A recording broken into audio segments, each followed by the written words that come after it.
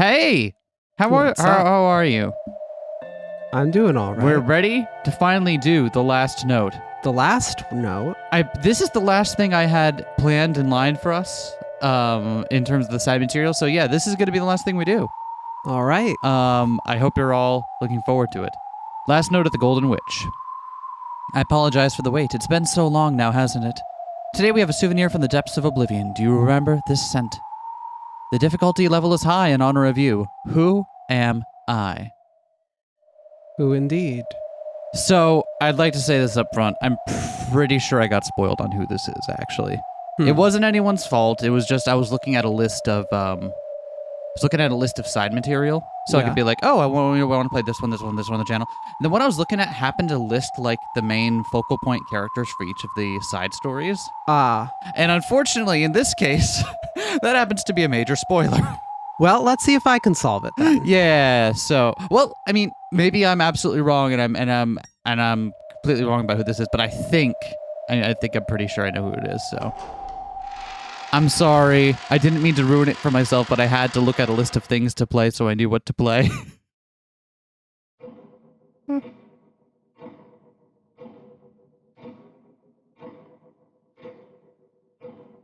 For both black tea and green tea, the taste is always much better if there's a snack served alongside it. Oh, I agree. Green tea's tardiness is much better if you eat it at the same time as sweet wagashi. The smell of black tea is much better alongside the taste of Western sweets.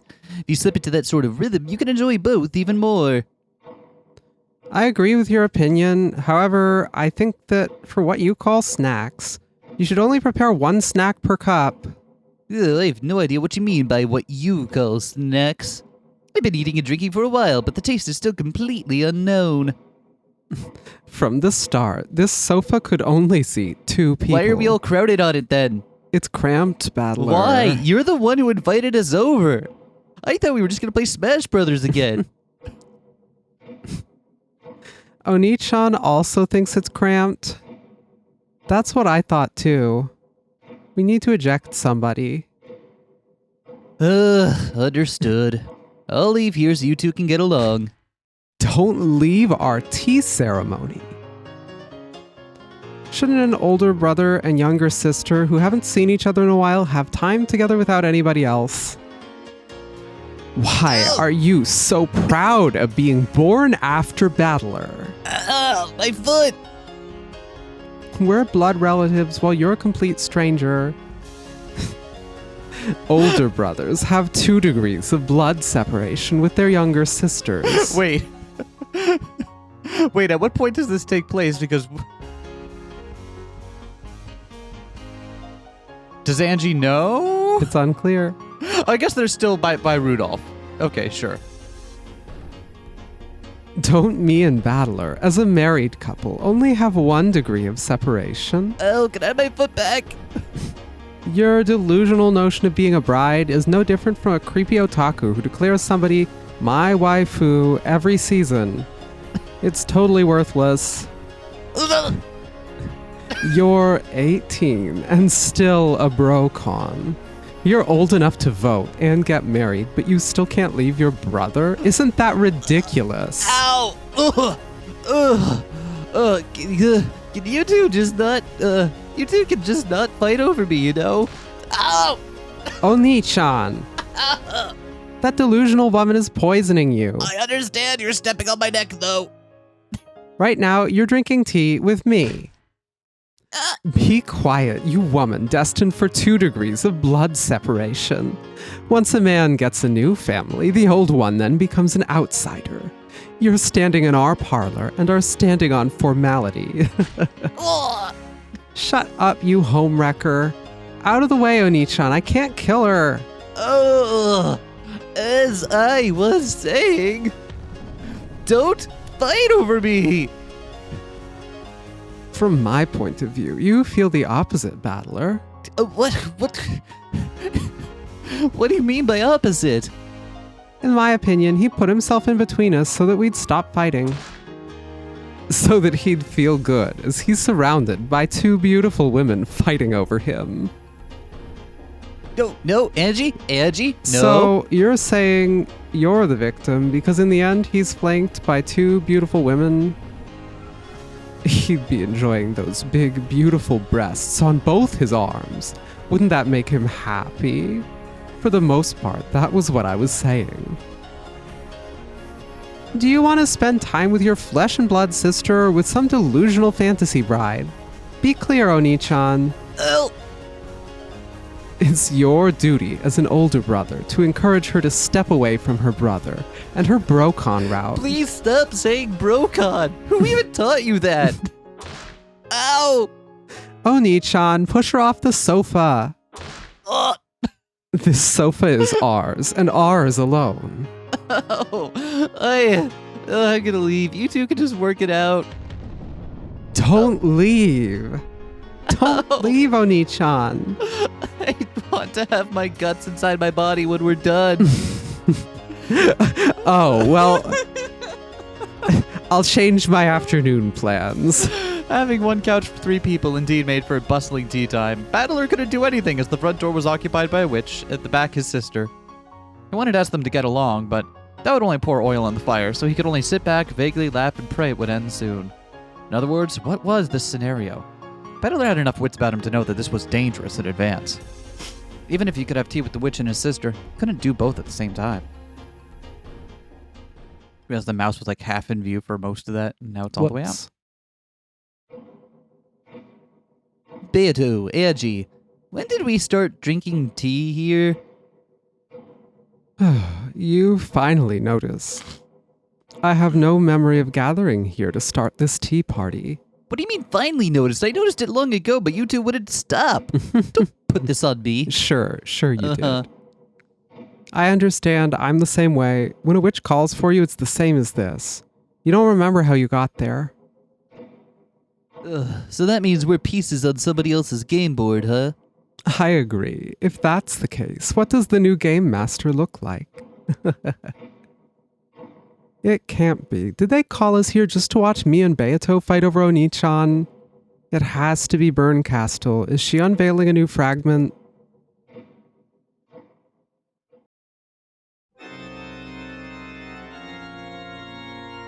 Should I? Oh, because you're already 2 of the other people in the framing device. Should I? I guess I should. Sure.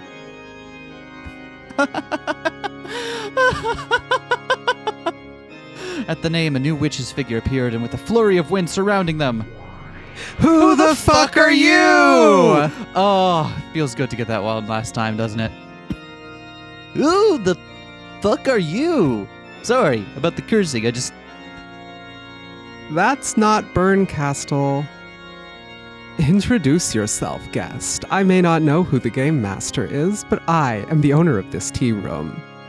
You have the privilege of introducing yourself before me. Oh, I apologize for the rudeness, Madam Beatrice, Witch of the Gold. My name is Peace. Witch of the Peace, as my lord has commanded me. Peace? Like in peace? No, maybe it's like a chess piece, huh? Witch of Pieces, huh? I see. I understand the purpose of your visit. Indeed. By order of my lord, I have been sent to this game board to challenge it. That is, as an assassin. Oh, what? I see. So you're here to fight us then? Well, bad news for you. You weren't in the fighting game. Get ready to get comboed. But then it would be 3-on-1, wouldn't it? Who's talking? This Angie just appeared, Okay. so it's Angie. No way. Wouldn't taking on 3 people at once be a pushover? The first visitor to this cat box in quite some time seems to be haughty. Are you okay? Buster Wolf! Oh, my master ordered me to fight you 3. Is it really okay to look down on it like that? We've closed several cat boxes, haven't we? Us 3 will all be your opponent. Oh. I like this idea, guest. I'll give you such a thorough and unrelenting welcome that you'll be able to take those tails back to your master with bloody skin. Thank you, Lady Beatrice. I didn't With say that- whose skin. Might be yours, might be mine, might be Angie's. Okay, so... Probably Angie's. Okay, Beto, please don't skin my sister. Don't. Please. Thank you, Lady Beatrice. With that, let me unveil my master's fragment. At any rate, it's Byrne's fragment. She has awful taste. This leisurely life in the cat box can be just a little dull. This techie fragment will at least help me stay awake, huh? With all due respect, my master is not Burncastle. Well, what? What then who is it? Lambda? It has to be a witch from the Sea of Fragments or an anonymous forgery author, right? If I may be humble, this fragment was created by the grand theater-going witch, Featherine Augustus Aurora. With that, everybody, I raise the curtain on my master's fragment. No. I tire of the strict formalities. Oh. Peace. Now, peace. Let me begin my rampage. Peace, peace. What the fuck? Oh, why are the witches entering this cat box all like this? You put trash in the trash can and toys in the toy box. And you put garbage. What is this? Since when did my cat box become a barf bag? Oh, I forgot to mention something important beforehand. Peace. Oh, that's right. What's our win condition? Can't be writing a 10-page review of our opinions of it, right? Could it be finding the trick of a closed room murder? Maybe it could be identifying the culprit. It is exactly that, Peace. With honor and respect to Lady Beatrice's story, I shall ask that same question, Peace. Who am I? I see. So you're the same as Claire, and are a stand-in for somebody. Oh, I got the wrong person talking. So she wants us to point out who that somebody stands for. Correct, Peace. Oh, hey, don't you get tired of speaking like that? Shut up, Peace. I like to peace talk like this, Peace. Peace, peace, peace, peace, peace. Oni-chan, you should apologize. Oh, sorry. Very well then. Let's begin the first fragment in a long time. Then I'll raise the curtain, Peace.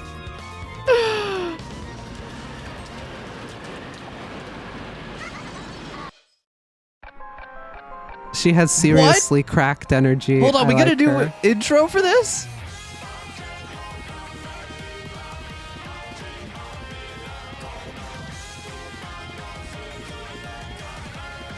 Twilight of the Golden Witch. We get a whole intro sequence for this? This is awesome. In before its arc length. So I did, like, in part of my prep for this, I did look and see, like, how long other playthroughs of this were. It appeared... Oh, hey, That's look! Flowros. Is Flowros gonna be here? Oh, hell yeah. The one I found appeared to be, like, 3.5 hours, so I figured this would be, like, 2 sods. But... I don't think it'll be a full arc length, but... I don't know, it gets its own intro sequence, maybe it will be.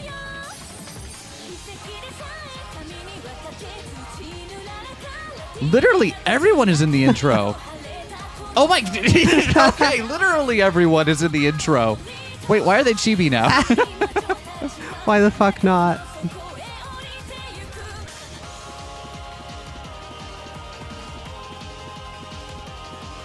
All right, well, I'm here for it.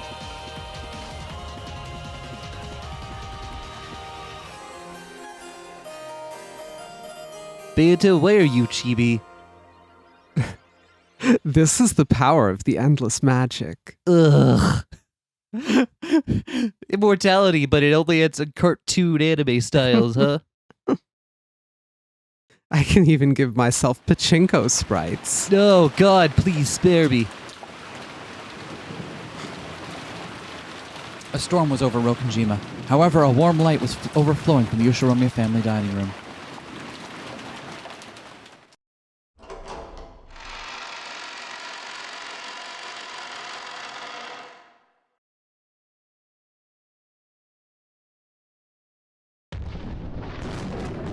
Happy Halloween. Bang, bang! A Christmas cracker was pulled, and a sound rang out as Kinzo, head of the family and in a good mood as he partied, appeared in a hat styled after a jack-o'-lantern. Meeting the sound of heavy thunder with a smile were the other members of the Ushiromiya family. The oldest son, Krause's family. Krause, Natsuhi, and Jessica. The oldest daughter, Ava's family. Ava, Hideyoshi, and George. The second son's family. Rudolph, Kyrie, and Battler. And also Angie. The second daughter's family. Rosa and Maria. And finally, the servants, Genji, Shannon, Kanon, Goda, and Kumasawa. And furthermore, advising the alchemist to the Ushiromiya family, Beato. No, that's someone different. It's the Halloween party from Twilight that Oni-chan showed me. Is that so? And she didn't fall ill with stomach pain, so she was able to attend the family conference in 1986. Yo, Peace, these people, if everybody were to take a commemorative photograph together, would everybody present be displayed in the picture? Please do not ask questions during the movie, Peace. You should first relax and enjoy it. Any moment now should be my debut, please. Peace. Please, welcome me, Peace. I gotta say, this is the strangest verbal tick. It was a suitable time for a fun Halloween party. The ocean was surging against the cliffs, and that spray violently scattered about. Beneath those waves, something glowing a faint blue could be seen. That small blue light was a fragment containing a bottle. Due to the waves it was flung onto the rocks, it was scattered into tiny pieces.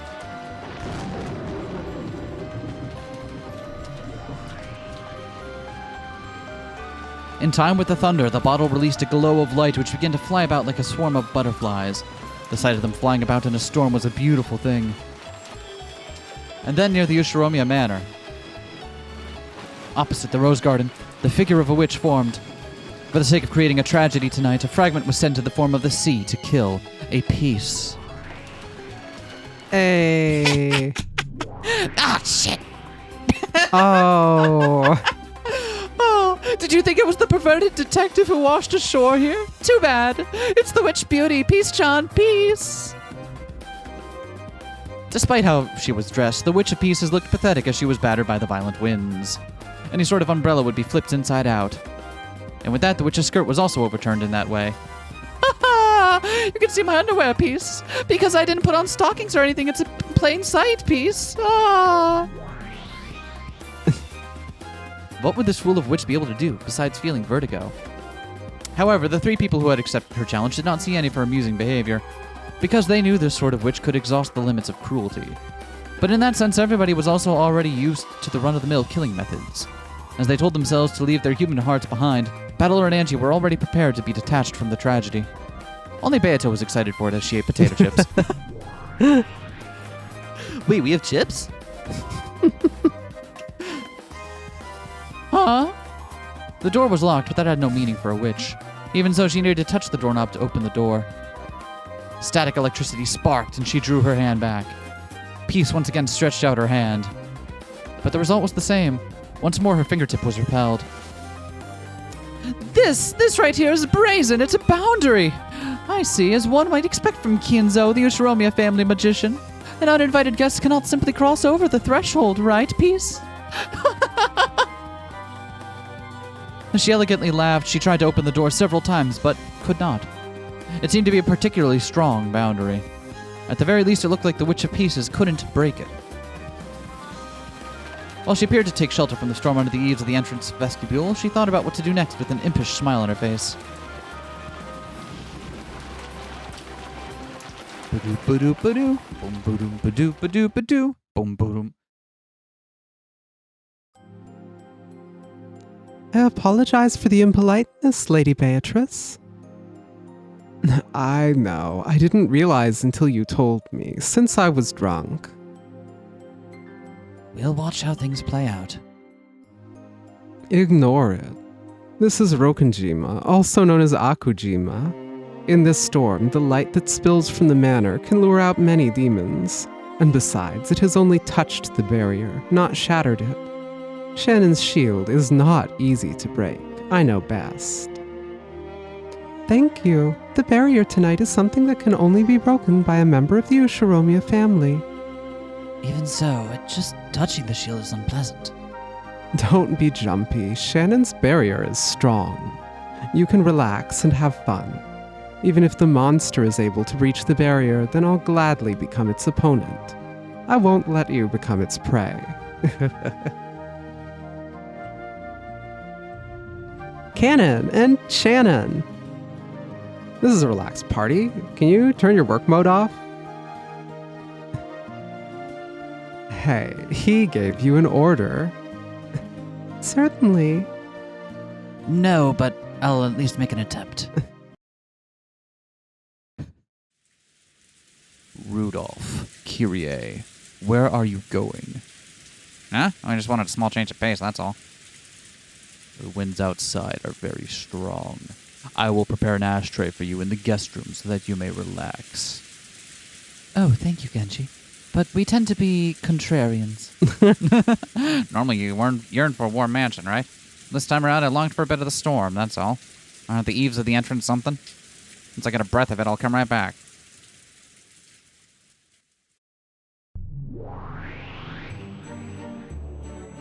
Witches' fragments truly are expedient. To have the sacrificial lambs just conveniently go out there voluntarily. What do you think of such cheapness as a game master? I think that even without breaking the barrier around the mansion, they will still be able to catch their prey. Well said. They can lure their victims out of the mansion. Once the victim's out of the mansion, peace will be lying in wait. Or there might be some trick we don't understand yet. I see. If Rudolph and Kyrie are attacked by somebody suspicious like you said, we wouldn't be able to accept that without question. Either way, it seems the first victims are my old bastard and Kyrie. Tasteless way of killing. Battler face. This is my DreamWorks face. I've gotten used to Berncastle's tacky slaughter show. Angie bent her eyebrows in a pout. Battler's calm facade was surely uncomfortable to maintain. For Beato, who was killed was nothing more than a show. Oh, I understand. For Beato, who was killed was nothing more than a show. But if the first victims of the scenario were killed for no other purpose but to make Battler uncomfortable, she would never forgive it. Peace. You're most likely just a performer, and not the forgery author of this grotesque show. But if this is just a tacky, grotesque burlesque...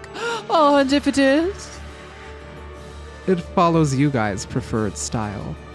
Cut open the belly and drag out the guts. Isn't my method of killing exceedingly refined, Peace? I believe there's been a misunderstanding, Peace.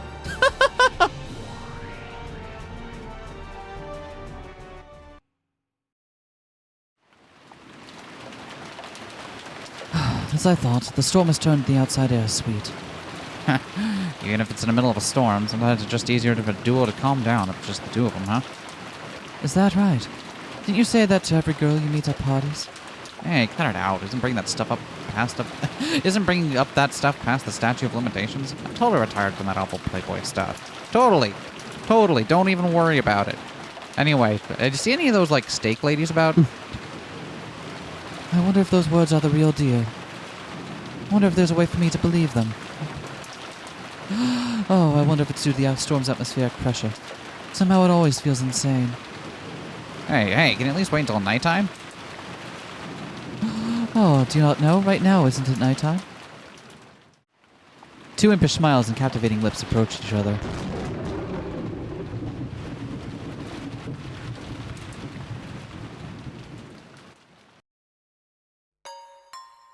This storm's evening has served me up a couple. I'll kill them first in a hockey mask piece. What? Who are you? Hockey mask? What? Who is it, I wonder? Although they were shaken by the unexpected visitor, they were adults and quickly regained their composure. However, by calming down, it only made it harder to understand the chaos around them. This is the island of Rokenjima, after all. Unknown humans should not exist. If you drifted here with a life jacket like Erica once did, you should recognize that they drifted ashore with a mere glance. However, this girl didn't have an umbrella and was completely dry. In addition, she was wearing a strange dress. Perhaps she was summoned here for the party.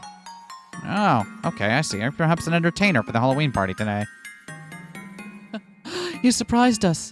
You're a cute girl, though. Well, when I saw that hockey mask, I felt for sure we were going to faint. Let's head into the servants' quarters, huh? You can wait there. However, it's a lovely dress. I wonder if you're supposed to be some sort of magician.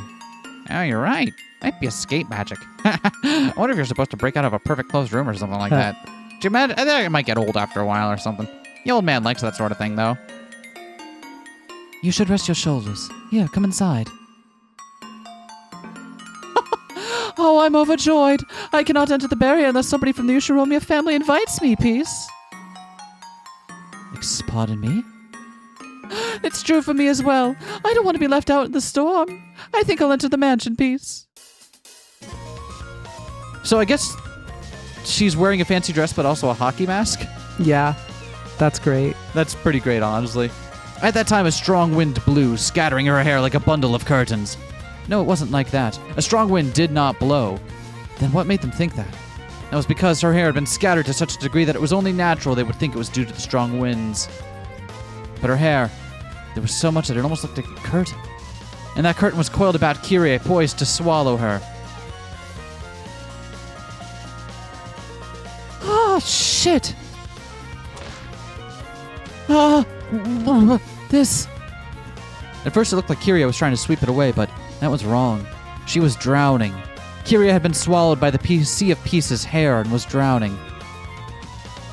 Help! Rudolph! Huh? Hey, Kyrie! Kyrie! When somebody attacks his wife, generally a husband will strike whoever hurt her. However, Rudolph's eyes didn't see an attack. Rudolph, too, could only understand that his wife was drowning. Because of that, he thrust both his arms into the sea of hair and tried to drag her out. Kyrie, my arms can't stretch any further! Where are you?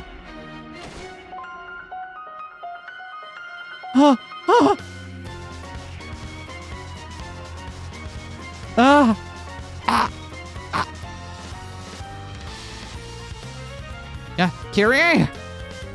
Bam. Crunch. Kyrie, where are you? Kyrie! What that eerie sound was reminiscent of, just thinking about it was repulsive. Rudolph, still frantic, kept shoving his arms into the ocean of hair, but his hands could no longer touch Kyrie. It was broken, but he heard traces of Kyrie's voice just now, even though right now there was no sign of her.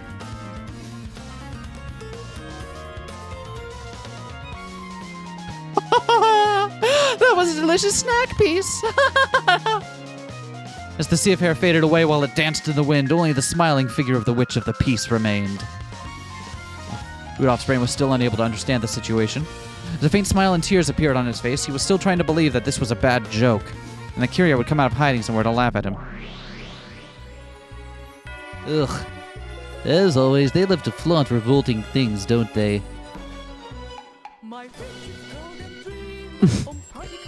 The vocal version. Yeah! At this level, she can't help but to perform in Beto's cat box like this. As you'd expect, Peace. You can't say something at this level is cruel, Peace. Wait, Angie, you're being quick to scold. What do you mean? I see. Me and her see it from completely different perspectives. It's unsightly. She swallowed the body whole, more or less. Right. If it was me, I'd thrash them around a bit more in order to break your heart. However, she ate the remains. Oh, she killed then erased the corpse, huh? What more could you possibly do to put the dead to shame? If my guess is right. Kyrie! Well, I mean, if she didn't leave a body, then... Who's Kyrie? Huh? Huh? What is it, dear? Huh? Are you cooling down your butt by squatting here? The witch who had just devoured Rudolph's wife reached out her hand, smiling, but Rudolph took her hand and stood up without feeling disgusted. What? I see. How disgusting and repulsive. I don't understand. What happened, Oni-chan? I also didn't think this type of cruelty existed. Angie still didn't understand. She still didn't understand why Battle and Beato were so shocked by this cruelty. Hey, you're still a 6-year-old, so this is a little difficult for you, Peace. In other words, Mom was eaten and she took her place?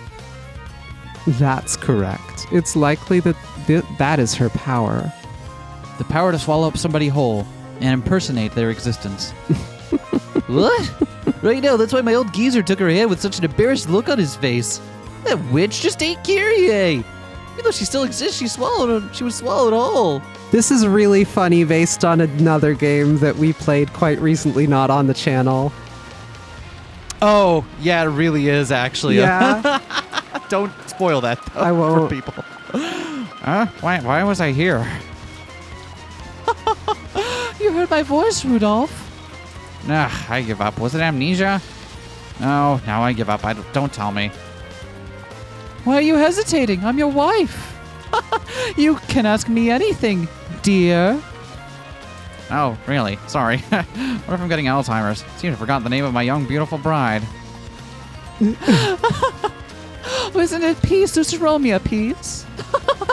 How strange, Rudolph. Oh, that's right. Yeah, I forgot. It's Peace. Really, I'm sorry. Is Dad really? Perhaps this is limited to just Rudolph. Right now, that person is Peace Ushiromiya, Rudolph's wife. Kyrie's existence was erased to pure white as if an eraser was taken to her, like she never existed before. Angie, this terrible scenario, is it still unimaginable to you? All witches like Beato and Byrne and Lambda had seen every kind of cruelty unfold in the cat box. In comparison, Angie seeing a victim swallowed up by hair did not seem like such a brutal thing. You're wrong. Peace's way of killing is unimaginably cruel. That's because she eats not only their lives, but their dignity as well. Dignity? What do you mean? Angie only seems smart because of the atmosphere. In reality, she's a total idiot type character. Oh, hey! Dignity is only a measure of how many people will weep for you when you pass. After all, dying while a great number of people hold you dear and dying by the roadside with nobody to remember you are completely different. Kyrie at least had human life. She thought that she was going to go out for a short break with Rudolph and enjoy herself. If she were to suddenly die of a heart attack, she would expect Rudolph to mourn her with tears in his eyes. Well, that would explain Kyrie's attitude. She died before her husband's eyes. And then her husband forgot about her, and all that time they spent together, and even her existence. Is there another method of killing that can mock the dead to this degree? No, there isn't. This disgusting method of killing absolutely cannot be matched. From the time this country was founded, didn't it place the highest value on human life? However, if you look at other countries, life is only the second most important thing. I think I get it. Something more important than life is dignity. Dignity is how you exist once you die. Once you pass, it's something important. You leave it behind for everybody. But once this girl eats you, you can't even leave that behind. If you look at the world history from anywhere, there are not many recorded acts of destroying one's dignity after they pass. However, this is normal within typical standards. Once you pass, criticism of the dead is forbidden.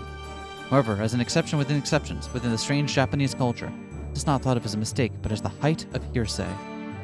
Even after death, there are any number of records of somebody digging up a grave and destroying the body, tombstone records in the world. Even after the corpse turns to dirt, there are any number of examples of destruction of their existence by erasing the records of or accounts of their good deeds, by erasing or otherwise falsifying them.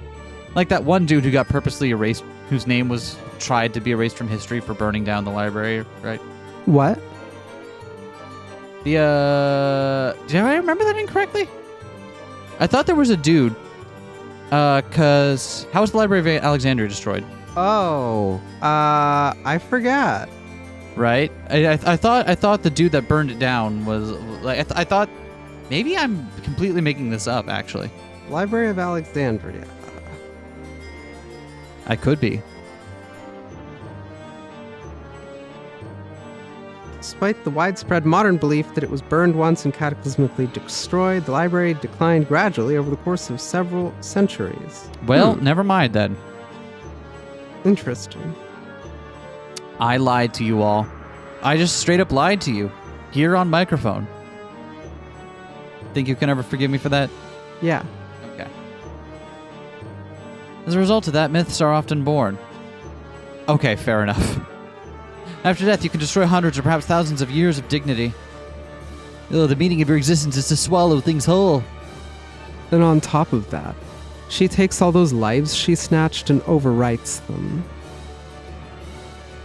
She killed her and then took over her husband's heart and overwrote Kyrie's existence. The way you kill and how you desecrate the corpse aren't sufficient to match the bounds of this cruelty. For humans, this method is the best. She's doing the peace signs because she's peace. Yeah. It's the most gruesome, cruel, worthless way of killing peace.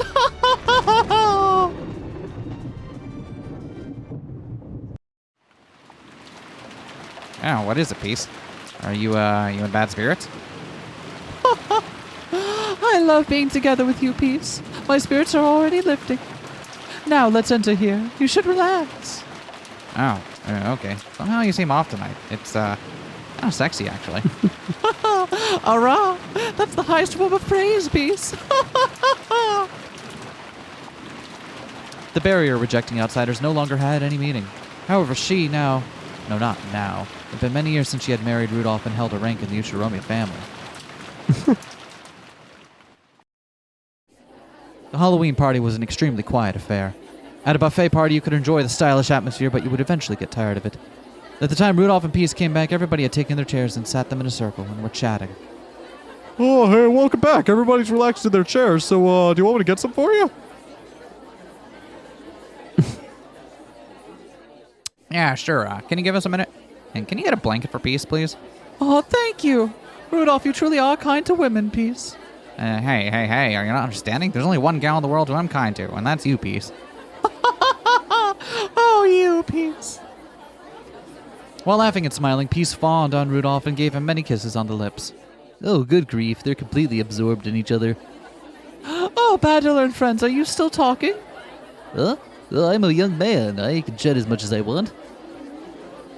It was frustrating, but the Peace version of Battler was unable to see through Peace's magic. His memory of the word meant that Kyrie would be completely replaced with the word peace. No, it can't be as simple as rewriting somebody's memory. If it just interferes with one or two people's memories, it's no different from brainwashing or hypnotism. But this witch's power is different. Oh, this power.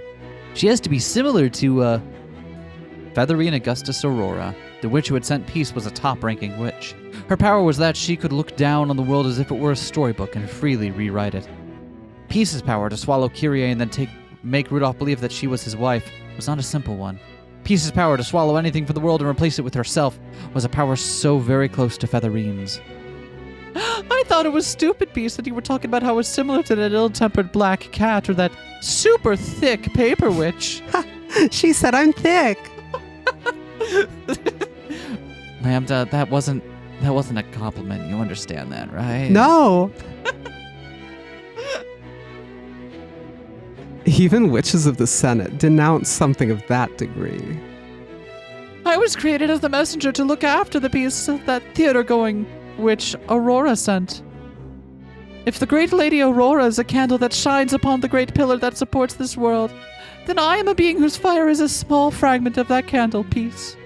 In accordance with my master's command, I am to fill the time in this game with antics and buffoonery, Peace. Antics and buffoonery. Awesome! Isn't that all what we're here for? Yeah. You all. If I were to swallow you as if I sneezed, all memories of traces you in this world would be erased, without a trace.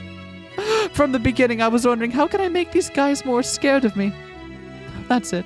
Since my power is so strong, can they not grasp that fear, Peace? Hey, everybody. Do you remember if it really was the three of you that challenged me, Peace? Beato's forehead had a trail of cold sweat flowing down it. Battler and Angie also already knew what the creepy Peace was saying. Battler, Angie, and Beato 3 people. And she really challenged 3 people. What? Perhaps, from their memories and from the world's memories, Peace had gulped down a 4th person as a warning. Challenged what? What? Hold on, did I miss something? And she really challenged 3 people? 3 people? There we. Oh, I understand now. Oh, sorry. I'm so sorry. You're absolutely right. I am so sorry that I missed that. That was my bad. When they saw Peace's eyes, which seemed to freeze the soul with a mere glance, all 3 were imagining the same thing. If Peace were to swallow me with her hair, I would also be erased. After that happened, what would the remaining 2 people be? Would they be enraged? Scared? No. They wouldn't show any feelings, and wouldn't even understand what had happened. The 2 people who were left would think there had been only 2 people from the beginning, and that only 2 people had challenged Peace.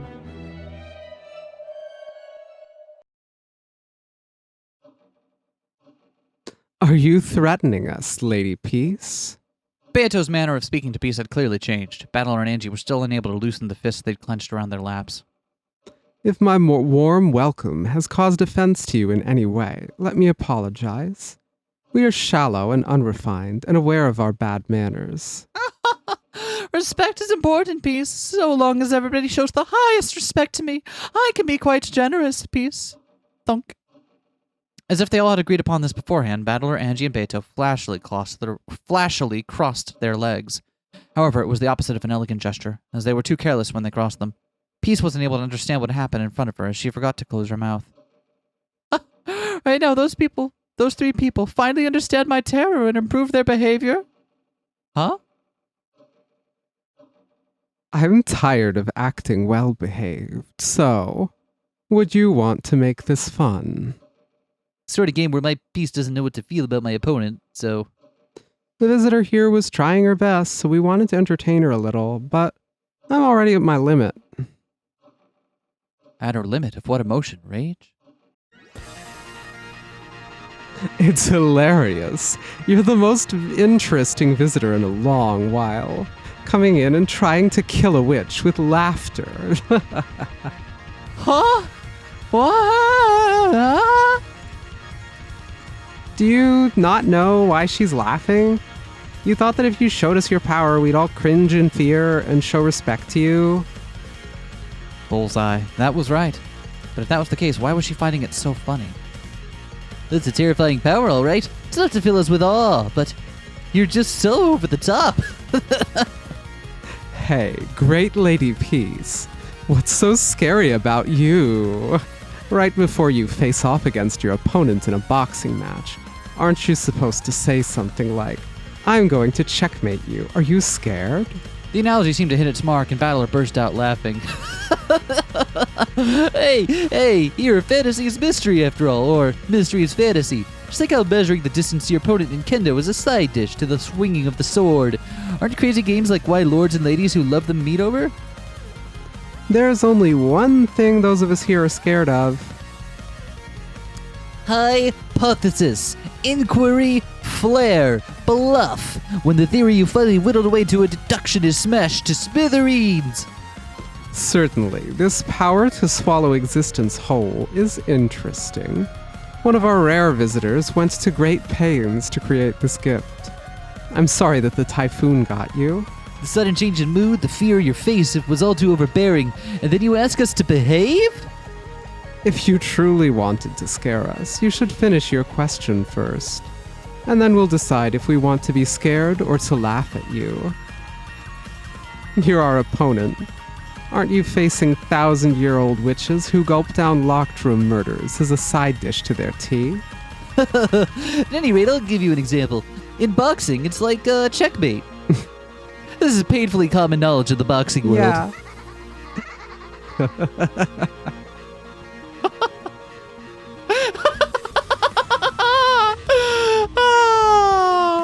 I have indeed been rude, Peace. How funny it was that I looked down on you old foxes. I apologize, Peace. Then we'll return to the game, Peace. But everybody, if I smash that final deduction you make, will you really look up to me in fear? Those words, can you please understand them? Because then all the guts will be vomited out. Then we'll fast forward past this burlesque. We'll go towards that main dish you all yearn for. Oh wait, we're going past the epitaph murders? No, not at all. We'll go up to that. After that, I'll swallow Angie piece. Oh, Angie's never had a chance to be a sacrifice for one of the murders. Oh, hey, it's a sibling bonding experience. Angie, isn't it getting late? The chatter is dying down, so do you want to go to your room? Oh, what is it, Angie? Is this, too sudden? Oni-chan, that person isn't Mom. Huh? Why'd you say that out of the blue? Alright, Angie, are you tired? Mom doesn't get what you're saying. Who are you? Aren't I your mom? Ushiromia piece. The one who gave birth to you. Liar. Gulp. Snap. Thud. Hey, Rudolph. Huh? What's up? Do you want to make a cute younger sister for Bachelor? Hey. Save that talk for when it's just the two of us, eh? Oh, sister? Yes, a sister. After all, isn't being an only child tedious? I can't imagine having a sister. I don't have any confidence we get along. If you're my cute daughter, I'd do a cartwheel every day since my liver would still be intact, huh? Oh, you be quiet. She was eaten and forgotten. Again, I think this is an awful power. What's interesting is, why did her existence erasure fail to work on only Angie? I can't tell if it's something we should keep in mind or if it's just an embellishment of fantasy. The goal of this game is just to determine Peace's identity. It's a little different from Beato and Oni-chan's game. That's true. In my game, I asked for the illusion of the witch smashed, and then for another answer of who am I? Peace, in this game, do you have to smash the illusion of the witch? The question you gave us of who am I is just one question. Is there truly only one question to this? If that's the case, then the witch illusion you're showing us, the person called the Witch of the Peace is the culprit, right? If the discussion starts out in a meaningless direction, both me and my master will be bored. Since you've at least made it to the entrance of the labyrinth, I think it's fair to give you some guidance. Allow me to state this clearly in red. The purpose of the game is to expose my identity. It's not a question of affirming or denying fantasy. If that's the case, getting to the heart of things is simple. Blue declaration. You are Peace, Witch of the Peace. Of course that is not true. I'll say it in red. I am a person who has existed from episode 1 through episode 8. That's impossible. Nobody who can swallow existence's whole has ever appeared. Maybe they had that power when they appeared but never showed it? It doesn't matter if you knew about it or not. During episodes 1 through 8, I existed and had that power. And now, due to the wishes of my master, I am showing you this power for the first time. If that's the case, I have another question. So this person is... Wait, Angie. It seems there is still more to this event. You'll still be able to ask questions, even after Peace has exposed her hand. Seems so. Well, now that I and Mom have been erased, who's next? You shall ask, who am I, after everybody on Rokujima is erased? Isn't that how Beto got her answer? Oh, callbacks. No, that's not it. She already said in red that she is a person who exists from episode 1 through episode 8. Sidebar, is it weird that we're referring to these as episode 1 through episode 8? Kinda. Okay, just checking. Peace, please continue, and of course, fast forward. Of course. After this, Beato and Kinzo realized that somebody had gotten through their magic and started a battle piece. A battle with Kinzo's powerful summoning magic, with Beato's powerful witchcraft, Shannon and Cannon's furniture powers, and, of course, Genji's battle magic began to unfold. However, if you wish to fast forward through that, I will do so. Peace. We're going past my highlight reel. What a shame. Ugh, come to think of it, Genji had a strong presence in the fantasy realm, but he never had a battle scene, right? Him and Ronove are two sides of the same coin. It's regrettable, but fast forward. That is true. He never got a moment. At least Goda cannot be defeated. As long as he's in the kitchen, he cannot be defeated. Yeah. Please fast forward smoothly, Peace. Understood, Peace. As you wish, I will fast forward past the charades and the garbage delusions. Peace. The intruder who transported the Ushiromiya family into the spirit world. Peace. Although they couldn't prevent her invasion, Kinzo and Beato were able to detect an uncomfortable feeling. Beato, Kinzo, Genji, Shannon, and Canon challenged Peace, who introduced herself as the Witch of the Underworld. However, while they realized Peace was an uninvited guest from the Underworld, they didn't realize that she had already sacrificed 2 people. Ushiromiya Kirie and Ushiromiya Angie. The truth was, she had already erased their existence from this world. Too bad Angie shows up for one and just dies immediately. Right? She's like, finally, I get to participate. When facing a foreign body that tries to unilaterally alter its world or its fragments, the only true defense is an antibody reaction. However, it was difficult to fully convince them that Peace was an enemy. The strong barrier would alert them to any visitors outside the fragment, and it alerted them to her. However, as everybody faced off against Peace, they recognized her as a familiar relative. Beato immediately saw through the uncomfortable feeling. She saw through her power and felt it was likely that her opponent had the power to erase existence, books, and fragments. As you'd expect from somebody who... Oh. You're As right. you'd expect from... Because she moved her mouth last. Yeah. As you'd expect from somebody who just introduced herself as an advising alchemist. Congratulations for seeing through my power. However, have you seen any further? What is she talking about? Kim, right now there are 5 of us fighting. 5 for fighting, like the band. Oh, I don't think that's been invented yet. Oh shit. Do you really think there were 5? Huh? Perhaps there were 6 of us.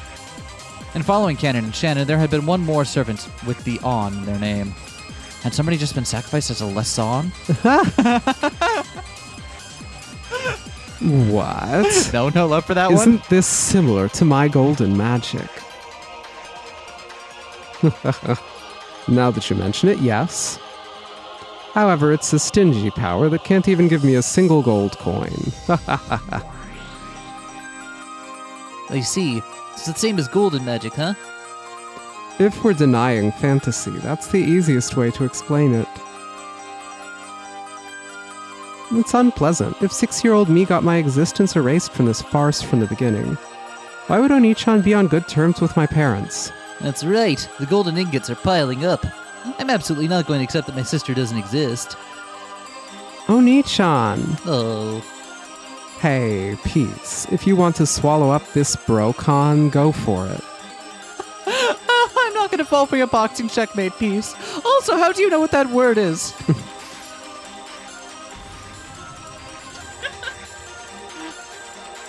In the meantime, the number of people Kinzo and Beato led quickly reduced in number. Even though they didn't remember how many people were originally in the group, a distorted, strange battle began to unfold. The last remaining Beato was fighting fiercely in the midst of a strange sense of bewilderment. Am I the only one fighting this monster? Am I not fighting alongside anybody else? If I haven't been fighting alone since the beginning, has the world been altered? You monster! Thank you, Peace. That's the highest praise for my masterpiece. Get it? Masterpiece? Huh?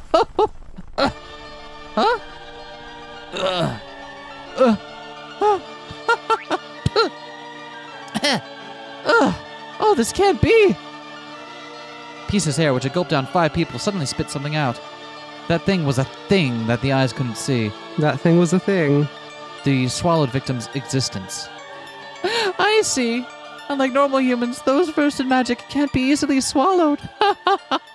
Even to the very end, you're shrewd, Peace. Seemed that she couldn't entirely erase the fact that Kyrie and Angie existed. Angie and Kyrie's names and family names were erased, but it seems those 5 didn't lose that. Well, it's fine, Peace. Not that there aren't any obstacles, Peace, but this seems like it ends in the fun Halloween party. Those poor servants. Now it seems that only Goda and Kumasawa are the ones tidying up, Peace.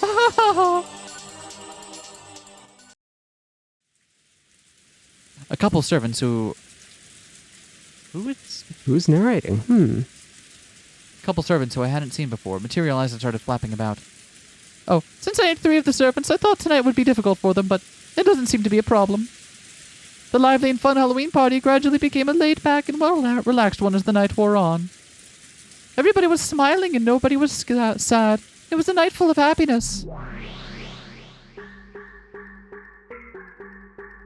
I went through the effort to make that fun and cheesy magic battle piece, but since you didn't like it, I had to cut it short. Isn't that unfortunate, piece? I don't mind. If you spend too long explaining the food, it has no meaning.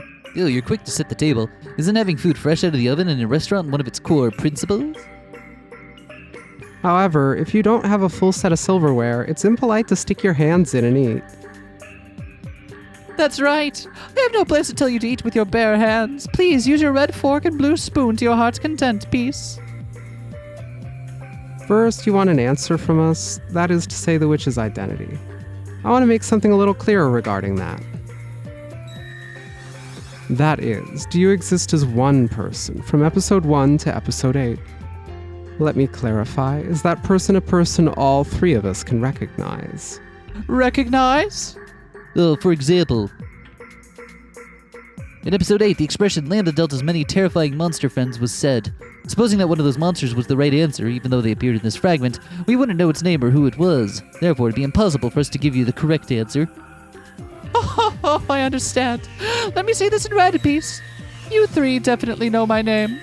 In other words, my existence and my name is one that exists within all your memories. Memory? In other words, we've met them? I cannot answer that question. That would greatly reduce the number of possible answers, which would dampen the excitement, piece. Interesting. That's not surprising.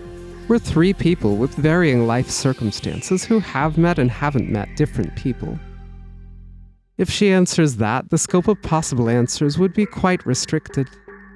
However, inside this cat box are humans, witches, and furniture, and weapons, and so forth. How many names have you appeared in the script? Just by assuring us that it's possible to answer it correctly, the difficulty level is dropped. Yeah, but what's the fun in having an unanswerable question? Yeah. However, there are three of us, witch and human. Inside and outside the cat box, we all have differing situations. Even so, I can crush all three of you in one blow. My master has so much confidence that they told me to fight all three of you at once, piece. That's right, I didn't mention one of the game's conditions. Oh, then come. After all, this is a decent story. Give us the condition, then. There are three of us and only one of you. If there isn't a handicap for us, it won't be interesting. It's not anything significant. When everybody arrives at their final theory, I want you to agree upon it and announce it together, piece. Whatever you choose as your answer, if one of you doesn't agree, it won't be submitted, piece. Oh, to confirm, is there a limit on the number of times we can declare an answer? If we were to recite every name that we knew, from A to Z, wouldn't we eventually hit the correct one? If we don't have a limit on the number of answers we can declare, it's not really a game.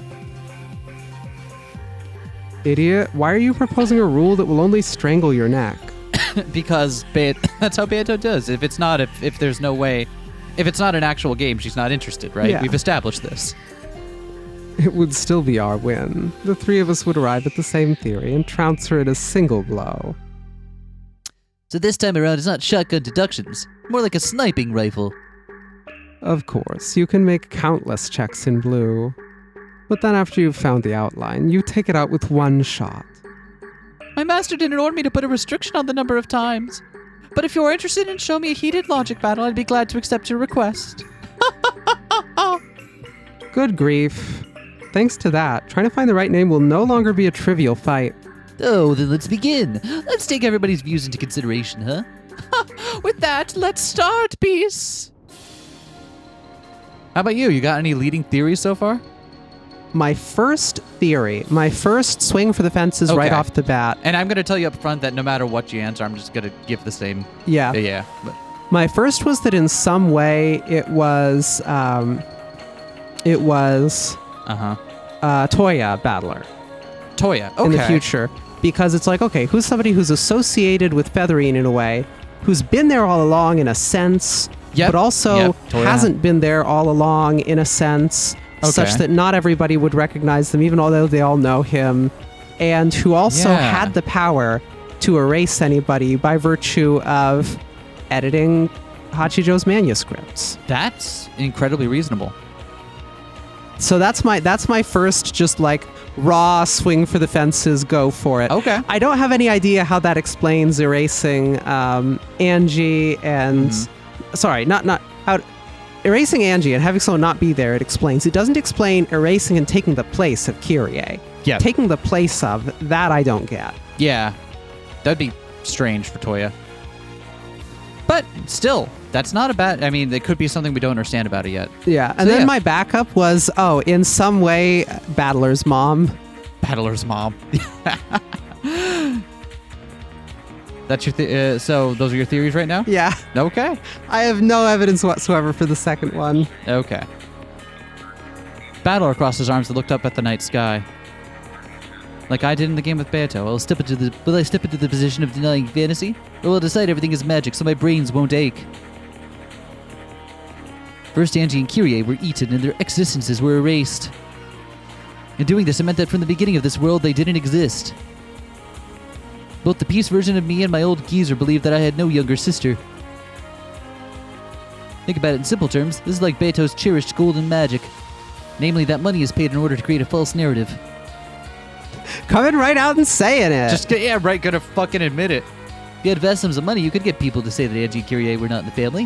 However, both me and my geezer believe that the idea of ladies first were natural contrarians. And we're natural contrarians. What if bribery or threat? I wonder if we'd submit to their request to behave as if they didn't exist. No, it's possible they could be hostages. So Angie and Kyrie had been taken hostage, and then we would be ordered to act as if they didn't exist. Peace, just to... Just to clarify, what is the motive behind this strange event?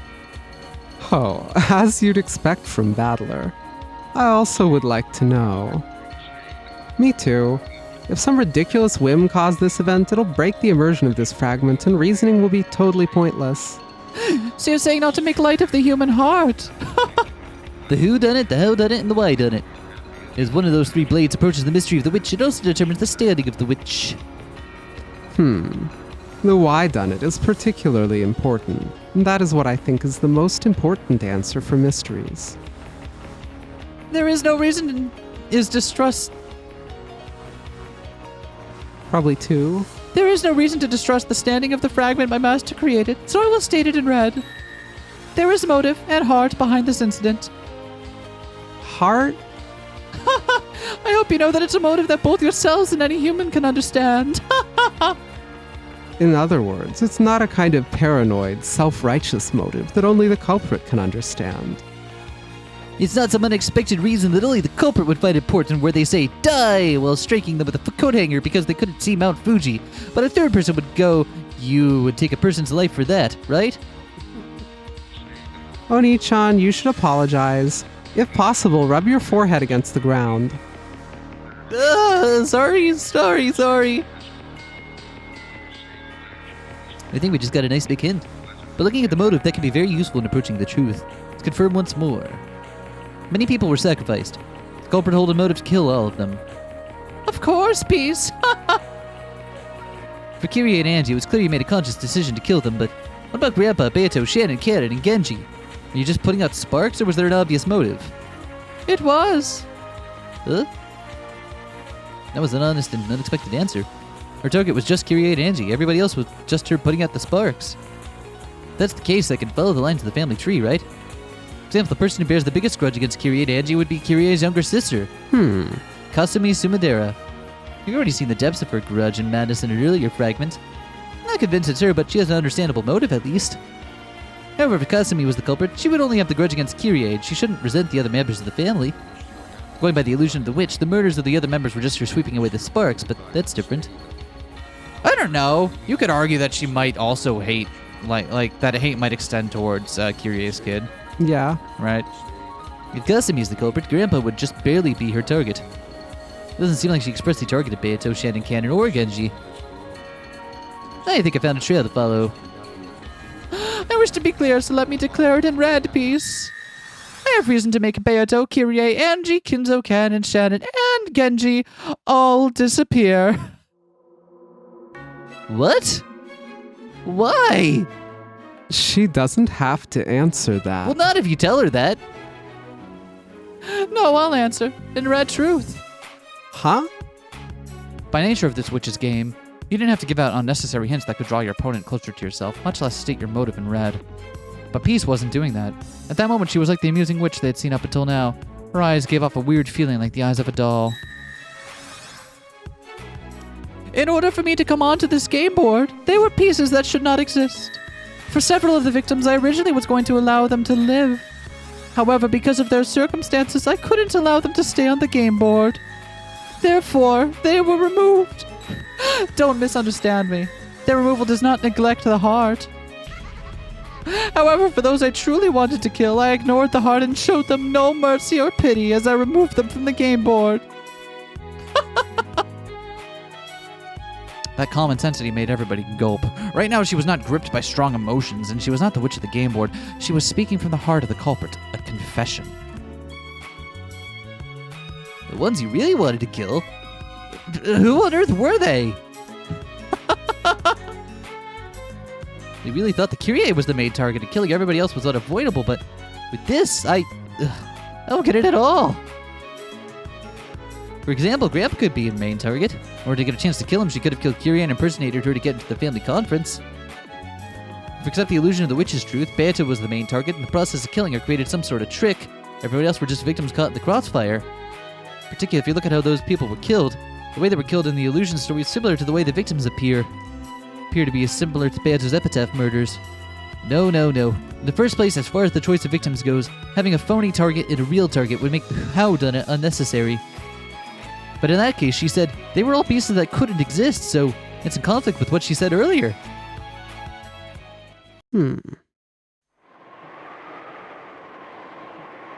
For the how done it, doesn't it seem like she's suspended a spider's thread and has now entangled it with our thought?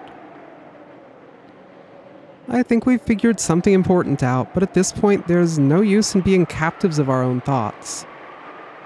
Oh, that's true. Peace. As she was looking down and laughing at us, I kept being reminded of somebody. Ooh.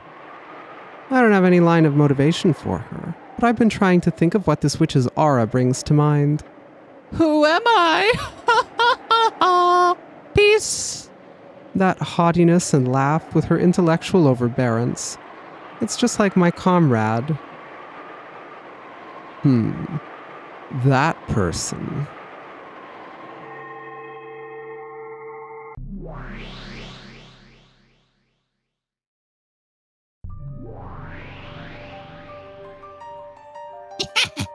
Hey, guess who's back, fuckers? This is unexpected, Comrade Angie. As a witch of truth, it is only natural that I have both grace and wits. So, how is this tacky witch of pieces similar to me? I don't think you're the same. What do you think of this? Show me, Comrade Angie, that truth that you've spun. Oh, it can't be. She showed up. Say, quick, someone check the rat traps. They're clearly not working. Isn't your sister a witch that can revive the dead? If Angie wishes it, life and death don't matter. No, but she doesn't call herself a witch that can revive the dead. Others don't understand it, but that means they don't have reason to deny it. That's the power of the witch of calling back the dead. To summarize, Angie's brain can call up virtual personalities at will, like parallel thought processing. It's a handy sort of magic piece. Erica was the only uninvited guest to drift ashore onto Rokonjima. There was nobody else here regular who showed up at the Halloween party. I am the great detective, loved by those who deny the Ushiromiya family culprit theory. It's not fixed what kind of person Erica originally was. All we know is that she fell off a cruise ship. However, when I appeared on the witch's game board, I had one trait. An intellectual rapist. It was a disgusting nickname. That was an intellectual supremacist who looked down on others and who got the greatest joy from intellectually violating other people. After she drifted ashore, they welcomed her as an overnight guest. She acted superior and right. irritated them, so it's possible that the Ushiromiya family all conspired together to create a fake murder case. No matter what trick you use, my perfect autopsy means you can't wriggle out of being in the suspect list by playing dead. Perfect autopsy is really fun. That's still one of my favorite gags from this entire thing. Yeah. Yeah. Oh no, I can make sure they're dead. with your medical tools, right? Among other things. With your medical tools, right? What do you think of this scenario? During the Halloween party, Erica drifted ashore and was welcomed as a guest. During the party, the family was very excited from all the puzzles and quizzes. The self-proclaimed detective arrived there, couldn't read the room, and kept answering and answering, dumbfounding the adults. Then the adults who wanted to clear away their humiliation from Being being beaten by me planned a clumsy farce. For example, me and Mom suddenly disappearing. The next morning, Dad and Oni-chan would ask Erica about it, and Kyrie would jump out as a prank in order to startle and tease her. If you look at all the past fragments, the Ushiroya family is quite good at acting. And enjoys it too. She was surprised by their acting, or perhaps the servants would continue to play dead, and then they'd act out the serial murder case. This crazy story had appeared in one of the past game records. With that, regardless of whether or not they understood the motive, even if it was presently one-sided, Anjini's reasoning couldn't be blocked. However, that answer requires 3 people to agree to do it. So I'm going to hit you with the one-sided truth that me and Erica came to. Just by imagining that lovely face distorting already has me reaching a climax. I see. We really are the same archetype piece. If there are 2 similar pieces on the board, it really is a nuisance piece. Battle of the premature ejaculators.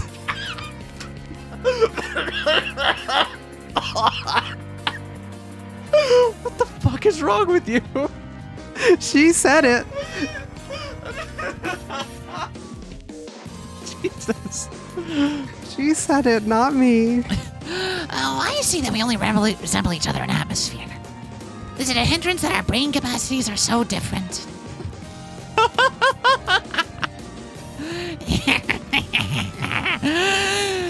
Good. Peace. Blue Declaration. The culprit is Furudo Erica. This sequence of events was all to trick Erica or was a farce to mock her. Everybody suddenly acting like we didn't exist was all arranged beforehand.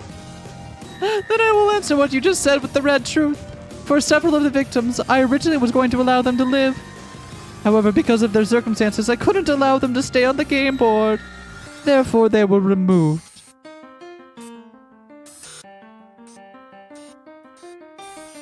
This is the meaning of Erica's perfect autopsy. For this woman who calls herself an intellectual rapist, somebody who is an intellectual inferior challenging her with a mystery is akin to blasphemy. She would fly into a rage and by way of that perfect autopsy would change the fate of this silly play. Check. And mate. Everything can be explained by the motive of Erica having her pride as an intellectual rapist hurt. For your red truth of, however, those I hold on. For your red truth of, however, those I truly wanted to kill, I know with the heart and showed them no mercy or pity. You committed a grave sin by trying to fool the great detective with a farce. You tried it on a great detective. According to the book, that's the same as blasphemy towards God. So, naturally, they would be divinely punished. How about that? For Erica, as well as Ushiromiya Anji. This degree of logic is possible. As Erica and Angie stood back to back and attacked Peace, they pointed their index fingers at her. I'm glad we got the practice in for that one. That was cool. Even though 2 people were pointing at Peace, she didn't lose her calm smile. Yep, well, Angie and the other Witch of Truth showed off a wink with their signature pose as a faintly glowing swarm of butterflies danced about them. don't forget to pick up milk before you come home. Ah, Peace! I am truly grateful for your peace, heartfelt logic, Peace. However, as I already said, I need all 3 of you to agree for me to accept it, Peace. At any rate, you only have 1 chance. The great Lady Beatrice levied that rule on you herself. You've given us a stupid rule, but it's not much of a problem. You 2 just need to agree to this story. Ugh. Angie, are you really making an Erica culprit theory? Is there anything else I can do? If the culprit was limited to humans, your theory would be good, but isn't making a resident of the witch's illusion the culprit an illegal move?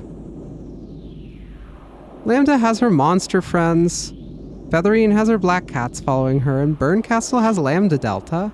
Isn't this a free-for-all? Yes, this is a free-for-all. For this reason, if we focus on what's possible, we'll be able to uncover the truth. What do you mean? When there are multiple people involved, it is impossible to tell just who the culprit is. In Peace's first Red Truth clearly stated, I am a person who has existed from episode 1 through episode 8. I don't know why I held up 2 fingers, but pretend it worked. In other words, in order to expose Peace's identity, your howdunit and whodunit aren't enough to pinpoint a single specific culprit. Just now, you and Onichan said you were trapped and confused by Peace as you were searching for the howdunit. So I looked for the who and why, since I thought that was the highest chance of figuring out her name. That's no good.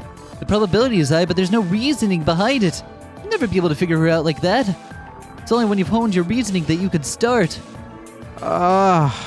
Angie had also thought about it, but her weak point was that her head would get clouded with emotion if her older brother was involved. So when the reasoning she built up was denied by 2 people, it took some time to regain her composure. We've given up on the who, why, and how. How are we supposed to reason now? Then, it's my turn. I'm not a detective. I'm a witch. And witches don't reason. Don't sound proud when you say that. No thoughts. Head empty. Me and Angie have been challenging the puzzle under the assumption it was a human culprit. But now Beato could flip that premise back over and attack from there. It's like what Kyrie said. I'll turn the chessboard over on her. Around, not over. If you turn it over, they fall off. However, I'm not going to imagine the culprit's point of view. I'm going to turn over the assumption that the culprit is a human. What do you mean? Will this be a little different from Lady Beatrice's past games? Isn't pulling in a resident of the witch illusion a free-for-all? If you accept the fact that she swallowed humans' existence as truth, we won't know who did it. This isn't funny. Wasn't it you who said that if you do that, the truth will never be uncovered? On the contrary, for the who and how, anything goes does not apply. But the why is different. Oh, it was possible for Featherine or Burncastle to commit the crime. They wouldn't have the motive to commit such a twisted scenario. Don't those witches enjoy killing on a whim? Asking for a motive for them is foolish. Just thinking about it is futile.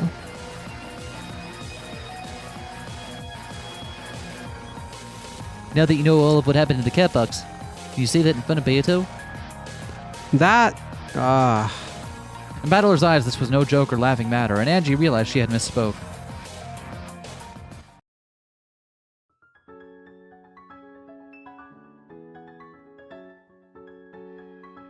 It's a witch's game.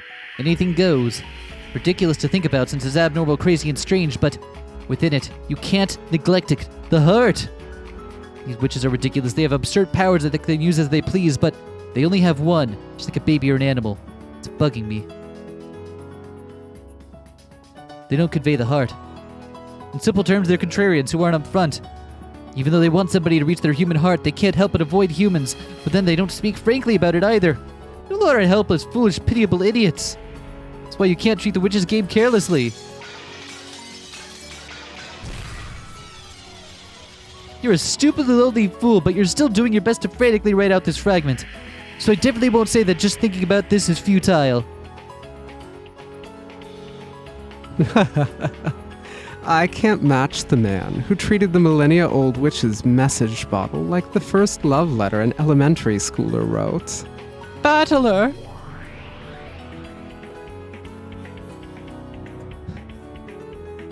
I don't know if your words are spoken from the mouth of a human, from the mouth of the Lord of the Golden Land and the husband of the Golden Witch.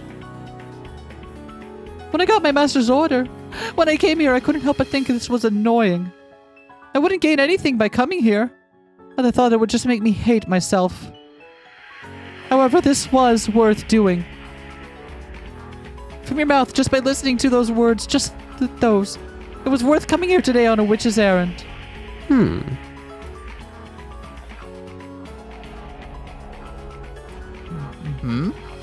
That was an Sure. interesting sentence. I don't have anything. That was just a okay. really interesting Feel sentence. free to jump in, by the way, because I Yeah. said, I know the answer, so I can't throw out my theories or anything.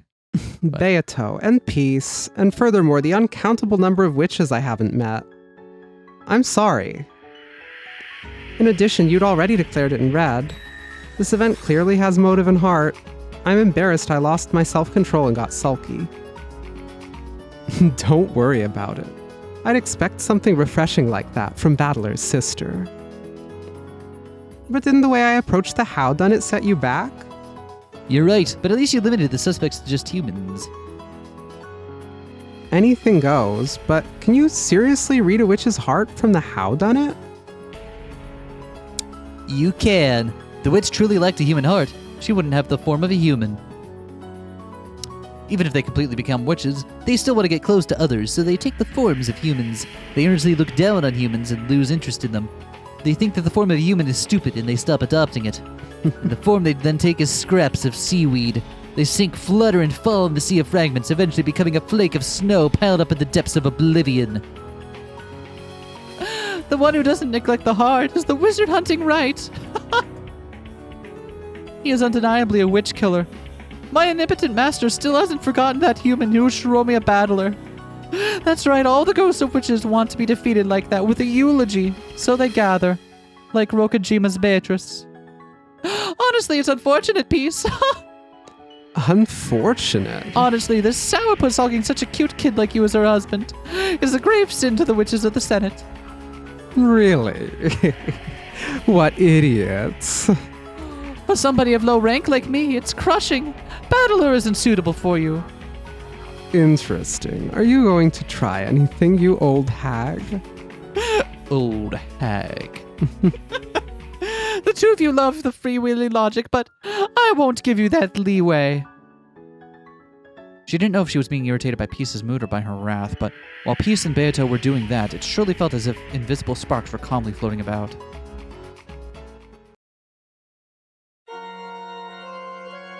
What's driving those two? Oh, it's fine. You've crossed a great distance over the sea of nothing to come here, so it's only fair that I give you a warm welcome. Now, Beatrice, rip out my golden brains. This woman, this witch of the Peace, rip her open. That's right, what Battler said is correct. Witches are lonely. Because of that habit, they're clumsy, stupid idiots who can't communicate that. In a single word, I'm lonely. So please pay attention and finish this with a single word. Read this tedious tale whose cruel contents are crammed into 1,000 bottles and cast into the sea. That would take 1,000 years to tell. Anybody who would want to read it as an idiot would wait on the beach for 1,000 years, 1,000 times over.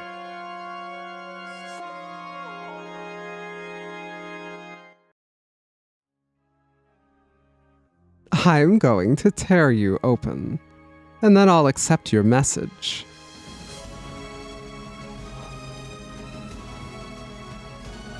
Why did Kyrie, Angie, Beato, Kinzo, Shannon, Cannon, and Genji have to disappear? She said, in order for me to arrive on this game board, they were all pieces that had to not exist. What does that mean? If we deny fantasy, I'd interpret it as unshakable intent to kill them. But since this is a witch's game, shouldn't there be another way to interpret it? For example, we cannot appear in front of those who possess the anti-magic toxin. However, that rule shouldn't apply to pieces who appear other than you guys. Can we scroll back? Who are the people who had to be erased? Kyrie, Angie, Beato, Kinzo, Shannon, Cannon, and Genji. That's an interesting selection. I was trying to think, is there anybody that we know of that those folks, that specific set of folks, would never have met, but that the others would have? And Would so, never have met. such that it would be necessary to not have them be on the island for this person to be there Okay. without a contradiction. Okay. Um, Interesting line of reasoning.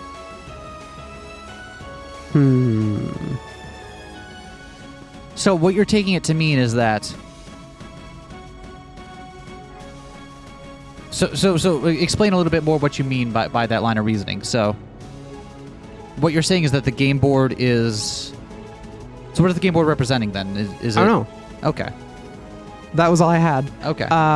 The other was... It's interesting that... For a while I was also like, oh, is it the collaborators in the conspiracy would have to disappear? But that's not quite right. That's not right either.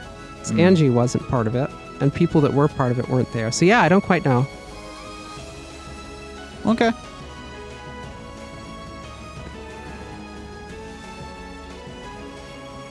Are they not able to exist at the same time as them? Could it be something like that? In order for me to come to this game board, she couldn't allow those pieces to exist. Beato, you shouldn't get caught in such stiff logic. Aren't you the Golden Witch who managed to solve the old geezer's shitty riddle? Finally, calling it out for what it is. That's right. At any rate, Kinzo's epitaph didn't require witty reasoning. It was just childish, self-important wordplay. You need flexible thinking. You didn't need precise mathematics. You needed to attack with whatever delusional inspiration you got from word association. Well, are you calling my mystery mere wordplay? This is an important matter, and since it seems you don't understand, I'll state it clearly in red truth. Aren't riddles my specialty? I'm even better at them than you are. Oh, she's specifically stating it in red. So you were completely immersed in solving riddles since around the time you met Battler? Isn't 10 or so years such a small stretch of time? Unlike you, I'm not a little girl. Ever since before you were born, I had always loved riddles and was very good at them. It's regrettable I wasn't able to challenge the riddle of the epitaph. If I had challenged the riddle of the epitaph together with you, we surely could have solved the childish wordplay that Grandpa frantically dreamt up. But this time, I tried to challenge the riddle of the epitaph for the first time as the Witch of the Peace. And it was easy. Interesting.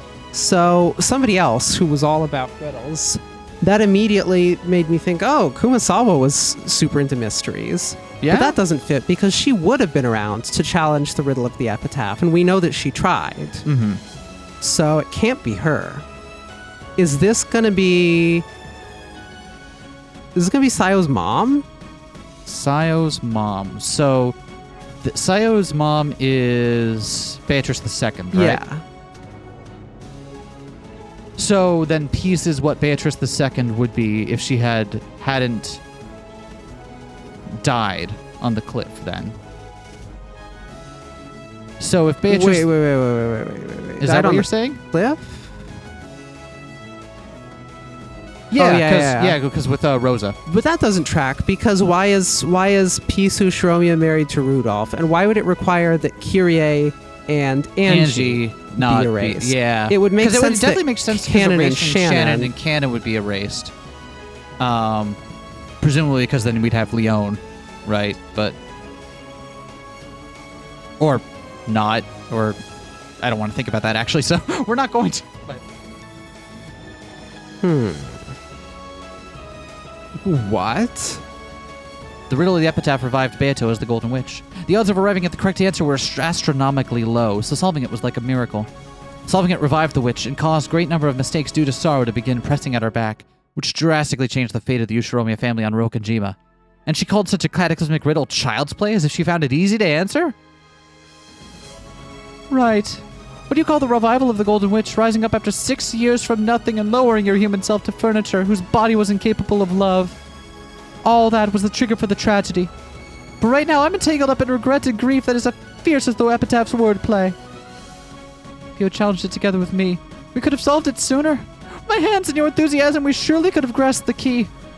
However, the fact is I wasn't able to do that was my greatest sin.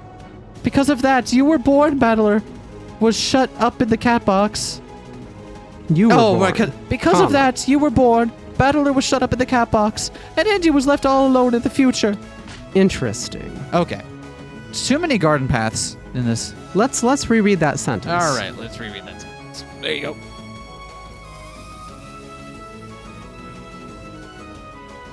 The fact that I wasn't able to challenge the epitaph with you was my greatest sin. Because of that, you, Beatrice, Were were born. born. Battler was shut up in the cat box, and Angie was left all alone in the future. Interesting. Okay, no, I still don't have a good explanation for that. Okay. This is all my responsibility. I gave birth to you. I should have given birth earlier. Then I'm sure everybody would have been much happier. Are we sure this isn't just Beato's mom? It could be. Is that your final answer? No. Okay. Who the hell are you? She gave birth to me? It can't be. The mom I'd only seen in the portrait? No, it can't be that. It's impossible. Because I'm positive my mother escaped from Kuadorian with Rosa, then fell off a cliff to her death. That happened right after giving birth to me. Moreover, right after I was born, I was left in Natsuhi's care. Even if she is the former Beatrice, my true birth parent, the riddle of the epitaph came too late after that part of her fate. If Peace really was my predecessor, she would have said she raised me, or that we spent time together in Kuadorian. For that reason, I don't feel comfortable with the logic that she is my birth parent. But that line of thinking probably isn't too off base. I'm feeling good. I'm still doing the thing that previously was a good sign, where I come up with an idea and then immediately the it game is does like- bring up that idea and shoot it down. Right. So I'm thinking. I'm still thinking. Yeah. I still got it. I believe you can get this. Okay. I believe you've already picked up on a lot of the right things, so I believe you'll be able to get it. She's at a place she can look down on me. But she isn't looking down on me in arrogance. It's from a place similar to trying to guide a young child. It's implausible, but it's like she's doing it out of parental love. I don't understand. Is that really true for her? It wasn't really what I had in mind. Angie, of course you wouldn't know. Because even though you know my name, we have never met even once. Furthermore, I will say this. Until I became the Witch of the Peace, I did not know your name, or even that you existed. Interesting. Has been there since episode 1, has never met Angie. But Angie does know who she is. But Angie knows who she is. Yep. Somebody... Then again, Angie does know a lot of folks. That's true. Who has... Because she also starts running that company in the future, right? Yeah. Yeah. But that... Regardless, it's still not somebody she met then. She never met Angie. Kinzo's wife was someone who died before being able to meet Angie, but that doesn't track. Who else do we know that's been there that was mentioned in episode 1 who Angie hasn't met? God, this is gonna bug me. Then I'd like to know the opposite as well. Did you meet Onichan or Beato? I'll answer. Did I meet those two humans? I didn't just meet them. I listened to their hobbies. I listened to them talk about fashion. I listened to them talk about what they liked. But the weather or the weirdly shaped shells they found on the beach, we really had so many meaningless conversations. I was always willing to talk for hours if I could see their smiling faces.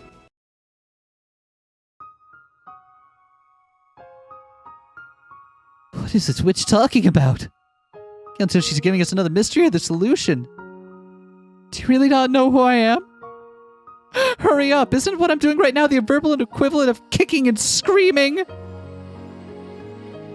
Understood up to that, but then why do I not remember who she is? Cowardice and regret couldn't stop my tears. Damn it, damn it, damn it, damn it, you brute! I'm back on this is Battler's mom theory. Battler, so Asamu? Yeah. Okay. Because that's somebody who we've known of the existence of since episode 1. Yeah, she could was... not possibly have met Angie because she died before Angie was born. But Angie knew who she was because she knows her family history. Uh-huh. But that gives me absolutely no fucking reason why this would have anything to do with solving the epitaph and anything to do with the birth of Beatrice the Golden Witch. Huh. Okay. Okay, no, I can see it work. So then So then what does she mean by that in order for her to appear there, that those people had to not be there? What would that mean in that scenario? They can't both be there at the same time. That's... So what you're saying is that if Asumu steps on the game board, then Kirie, Angie, Kinzo, Genji, Shannon, and Cannon don't step on. I don't know why the fuck that would take Genji and Shannon and Cannon off.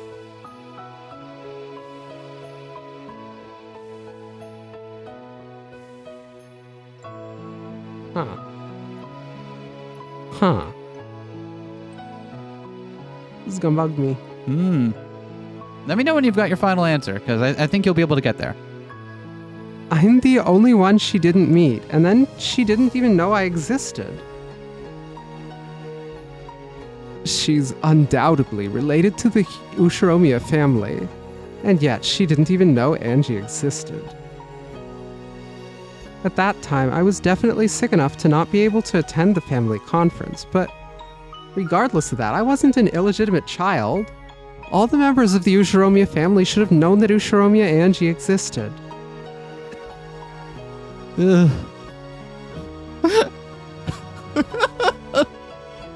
Battler's eyes were wide open.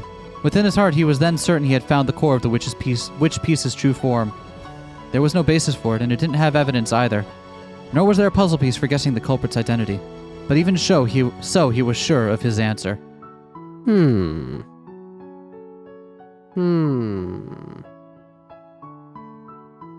I have a feeling it makes sense that Battler would be the one who gets it if that's the case. But why?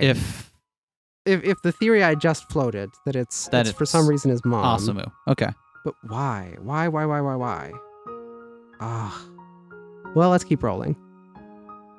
Even though the reasoning for it wasn't established, he was sure that the answer was not steeped in the mystery genre. Therefore, this was fantasy.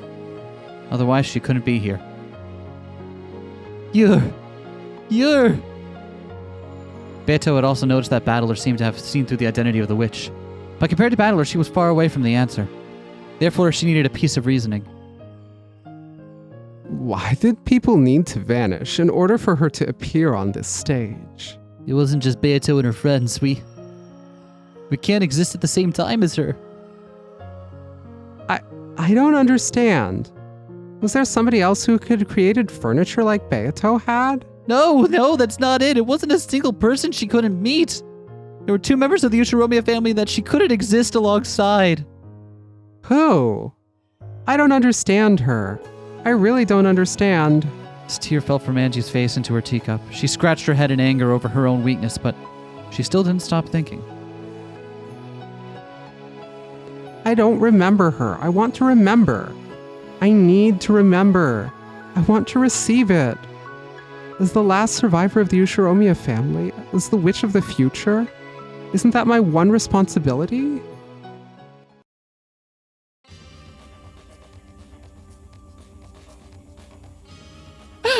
Angie, I called you to this place because I wanted to be cruel to you.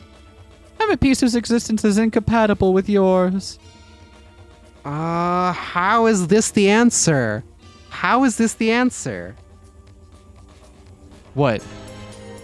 I feel like it's assuredly Asumu, and I Okay. don't have any explanation for how that lines up with some of the other things we were shown. It lines up with a few things. It lines up with a few, but not all of them. What's the ones it doesn't line up with?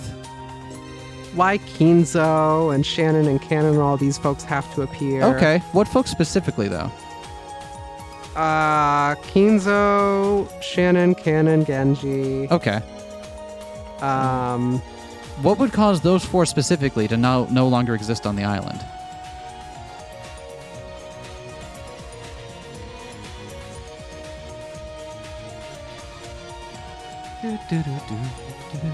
I like this other upbeat version of Tsubasa. This is great. Yeah. I don't know. I mean, in the sense of Kinzo, Shannon, and Cannon at this particular time, seeing through the illusion there, but that doesn't do anything about Genji. Why wouldn't Genji be there?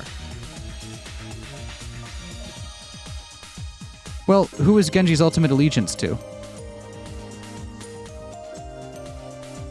The head? specifically, it's to Shannon and Cannon, right? Yeah. So if they left, he probably wouldn't have any reason to stick around. What do you mean left? Well, clearly they can't be there, right? Did they leave? See, that's what I'm not getting. I definitely don't see any reason why Asumu's being around would make Sayo not be there. If it's a thing like she's Well, secretly Shannon a mystery and buff and Cannon can solve, specifically. yeah, right. But Shannon and Cannon not being there does not mean Genji isn't there. Specifically, the head not being there means Genji isn't there. Okay. And the explanation that I had just found for why Shannon and Cannon wouldn't be there isn't one that Sayo physically left the island. And I don't know why there'd be a reason that this would make that happen. So, okay. I will tell you that the piece definitely laid out. It was in white text, but she definitely laid out some reasoning for why those people specifically would not be on the island if she was. Regardless. When I met you, and I understand now. Just trying to live a straightforward life, even if you're awkward and simple-minded. All that was inherited from your brother. If we had met, we surely would have gotten along. That's what I believe. And so I'd like to give thanks from the bottom of my heart that the two of us were able to meet today by some miracle. It can't be. She's... That's it, this girl, she's...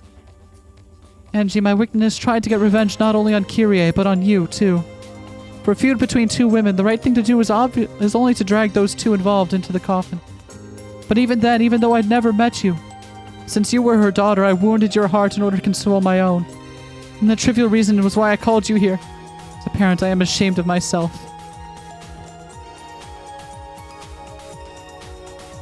I'd never met you. I'd only seen you in pictures, but I know who you are. I know. That's right. Just by seeing you smiling in a picture, I hated you. In that family photo without me, Dad and Oni-chan were smiling at a family that I didn't know. I detested it. I wasn't alive then, but I was still jealous. I love how that was my second thing I said. The second thing you said was literally just taking a shot in the dark. Yeah, just taking So, a raw the shot in the reasoning- dark with no reason. Peace mentions, she's very good at riddles. If she had been on that island between her and Battle, they surely would have solved the mystery of the epitaph. And they would have done it a long time ago because that Battle wouldn't have been gone for 6 years.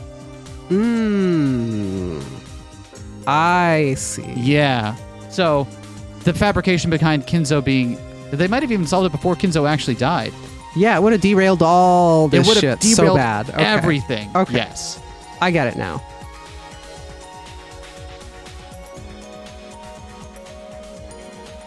That's right. We couldn't meet due to the wheels of time, and even if we did meet, we wouldn't have been able to stay together. You and I sit on opposite sides of the seesaw, with Dad as the fulcrum.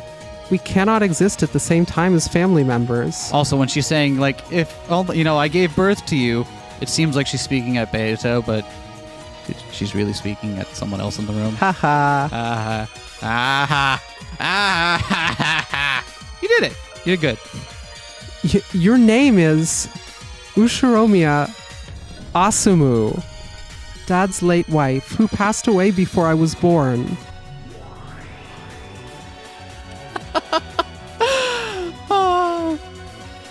Angie, that is only still a small part of the answer because you still need to deny the terrible fragment that I brought with me.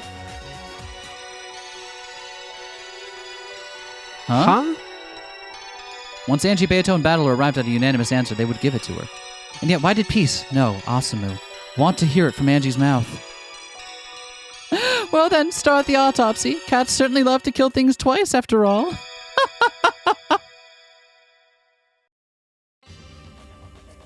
This scenario of Ushiromiya Asumu not dying and continuing to hold her rank as a member of the Ushiromiya family was pure fantasy. It was a fairy tale.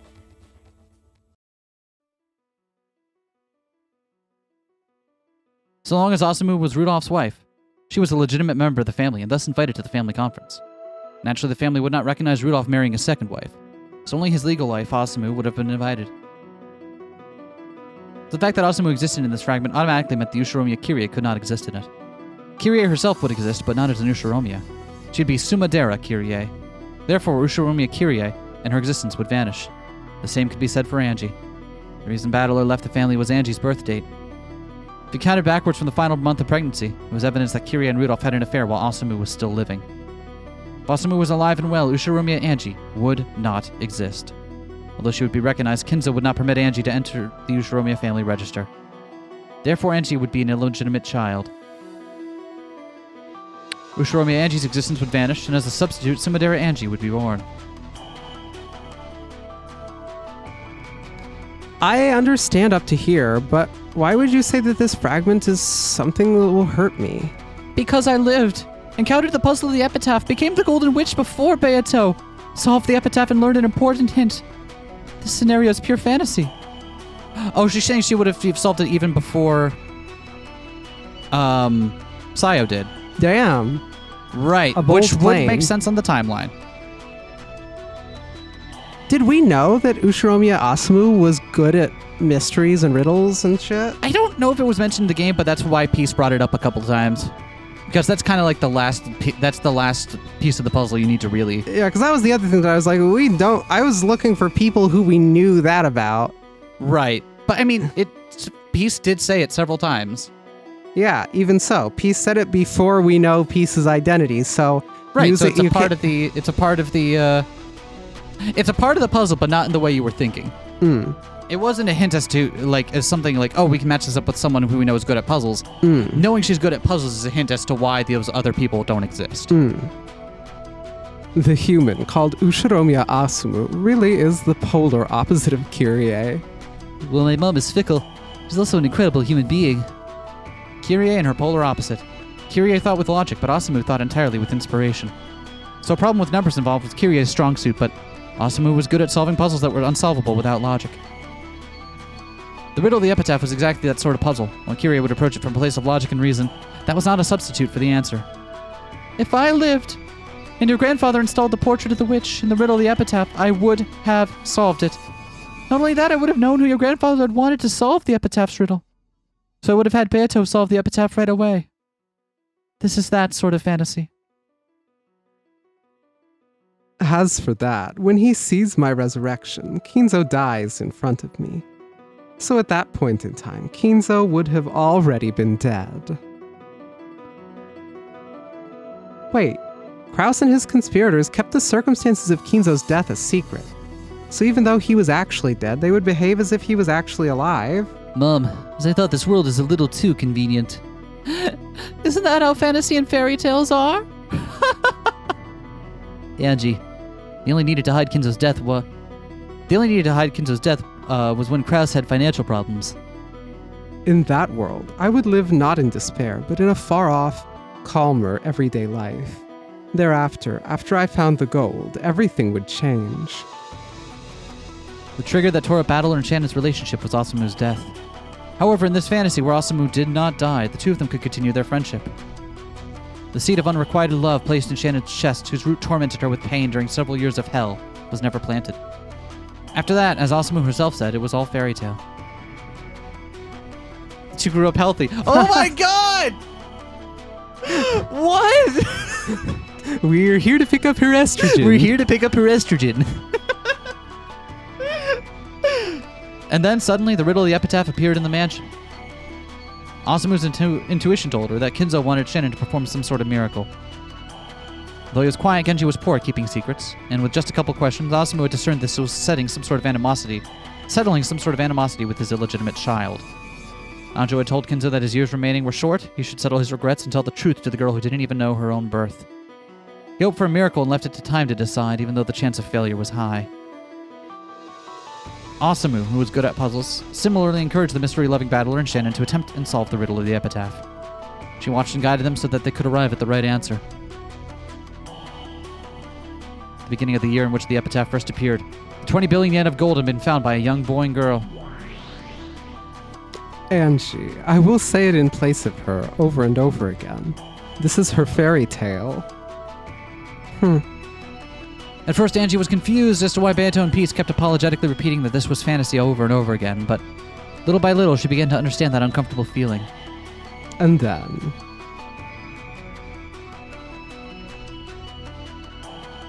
And then the girl took a share for herself, one large enough for more than merely a comfortable life, gave the rest of the Ushiromia family relatives. Therefore, all the relatives had enough to settle their financial problems. Concealing Kinzo's death was unnecessary. There was no reason to quarrel, leaving just a happy island. Rigged to explode still. So the reason Beato disappeared was that she left the island. That's right. Because I did not have the roots of the seed of love within me. I wasn't tormented by it. Nothing tied me to the island, and it wasn't necessary to act the part of the Golden Witch. Genji disappeared because the master he'd served died and Beato left the island.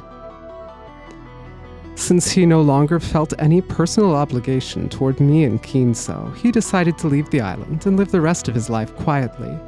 With Kinzo's death and my decision to leave the island, Genji no longer had anything tying him to Rokenjima. Save the world. Therefore, their forms would have vanished from the 1986 Halloween party.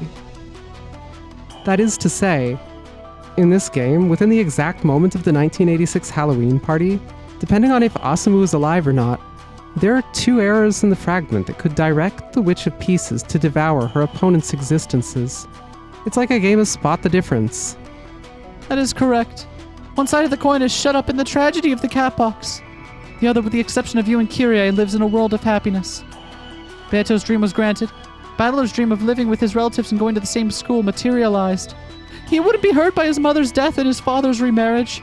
He would also gladly accept that miracle. I see. If that's true, then the 3 of us will agree on an answer and expose your identity. Even so, I'll deny that answer, right? Yes, because I hurt you.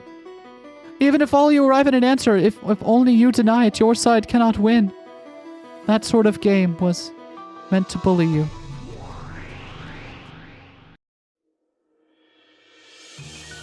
I don't get it. Why would you do this? I can't believe that my own mother would. If you don't want to believe it, you don't have to believe it. That too is love. But if you don't believe it, at least try and understand it. Even with just one person you love, one love, you probably understand just how much tragedy one person can cause. Instead, give thanks. Give thanks for the affection she poured into you, so that you don't believe that she would want to make herself feel better by tormenting people over a long-held grudge. After she was told that Rudolph married Kyrie as his second wife, once she had died, Asumu couldn't calm her heart. As for her daughter, Angie, she was a foreign contamination that she absolutely did not recognize as a member of the family. With that emotion at her core, she was made into an assassin piece. She was the sort of ghost who had a deep-seated hatred for Kyrie and her daughter who had hijacked her family after she died. So even though Angie was not at fault, she tormented her. I'm fine. These circumstances aren't important to me. However, this fragment is recognized, then what'll happen to Angie? Will she lose her place? Because my mom married into the Ushiromiya family, a tragedy occurred. If Ushiromiya Asumu remained as she was, nobody would have been sad.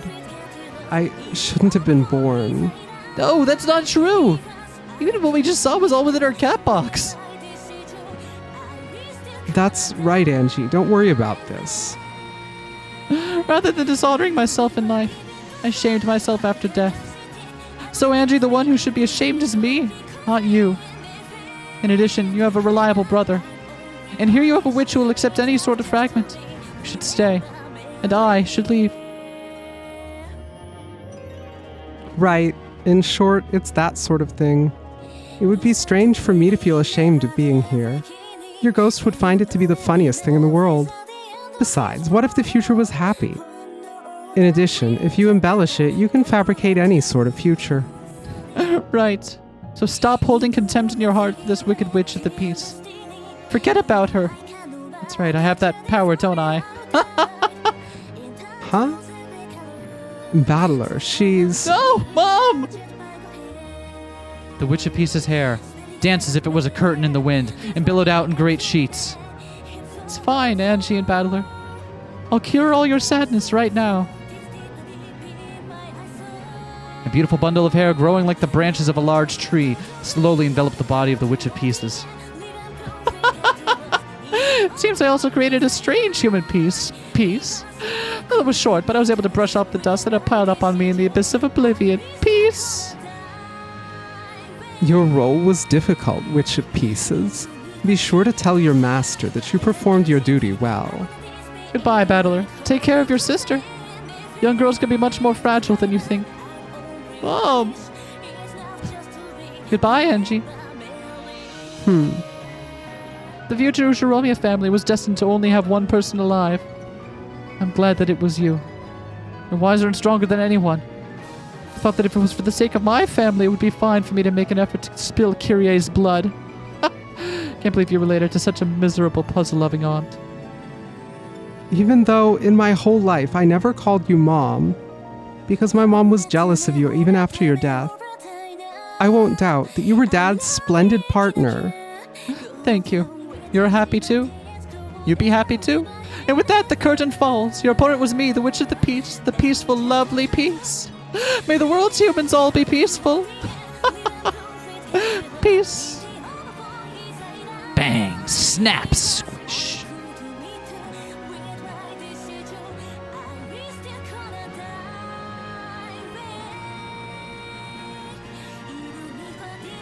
Aw, Huh. that was really good. I will say, knowing the answer going into it made a lot of the foreshadowing really, really obvious. But I'm glad I got there mostly. yeah, no, you did get there. It is a little bit like you have to like kind of make that last little leap there, but yeah, because like especially when she starts, like the parts where like she can insert herself into Kyrie's place, but only if Angie isn't there. Like Yeah. from that alone, it's like, oh, why would Rudolph call this woman his wife? Fur and Zepar. I don't know why they're showing up for 2 seconds in the credits here, but you know what? Why good for not? them. And with that, we're fucking done. Really? We're done. Wow. I don't have any other side material lined up for us. This confuses me because I've seen sprites of characters that I haven't seen yet, I think. It's one with blue hair Yeah. and looks kind of like Erica. Yeah. So that character was scrapped and didn't actually appear in the game. Okay. Whew. I've been avoiding looking up anything about who that is for months. Yep. Because I was like, this is going to be somebody in the side material. No, sprites exist, but they were scrapped and not actually written. Okay. Yeah. Whew. Well, I'm glad I still got one last who the fuck are you? Right? It feels like we Oh, look at the family photo. Oh, that's good. I hope you all enjoyed this. I know we had a great time with this game in this series. I think we're finally ready to close the lid on it though. Really? I think Catbox lid is closed. I think at this point, in terms of like stuff we'll do on the channel, I think we've done everything we want to. And that means...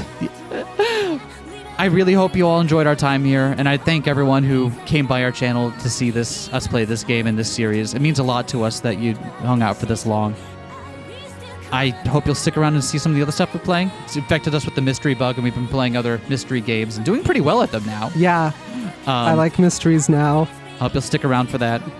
And if not, thank you for coming by for a time. It means a lot to us that you've stuck with us through this long. I did a quick search on the playlist, and apparently it's over 8 days long. Shit. Yeah, That's fucked up. It's kind of fucked up, but it's great. I love it. Thank you all again. The timer on our recording session is running out here, but like, comment, subscribe, and we'll see you again somewhere else. Hey, Chibi Witch. Aw, that's actually kind of cute. Anyway, make sure to spam the comment section with Chiconia when. Higurashi when. Man, we might actually do Higurashi first. I'm still annoyed at like the Chiconia like embargo thing, but oh god, we're running out of time. We only got like 5 seconds left. Uh-oh, 3, there's still stuff? 2, 1. Did we seriously get credit fake outed? Peace! Glad you can make it, everybody. Peace. With this, the curtain falls on Umineko no Nakokoro ni. Peace. Did we? Did we seriously get... The way you left the stage was like you were trying your hardest to be messy. You don't have to speak so formally. Did we really get credit faked out? After all, 07th's thank you party is always like this. Oh, okay, so it's a tea party. Oh, okay. That's right.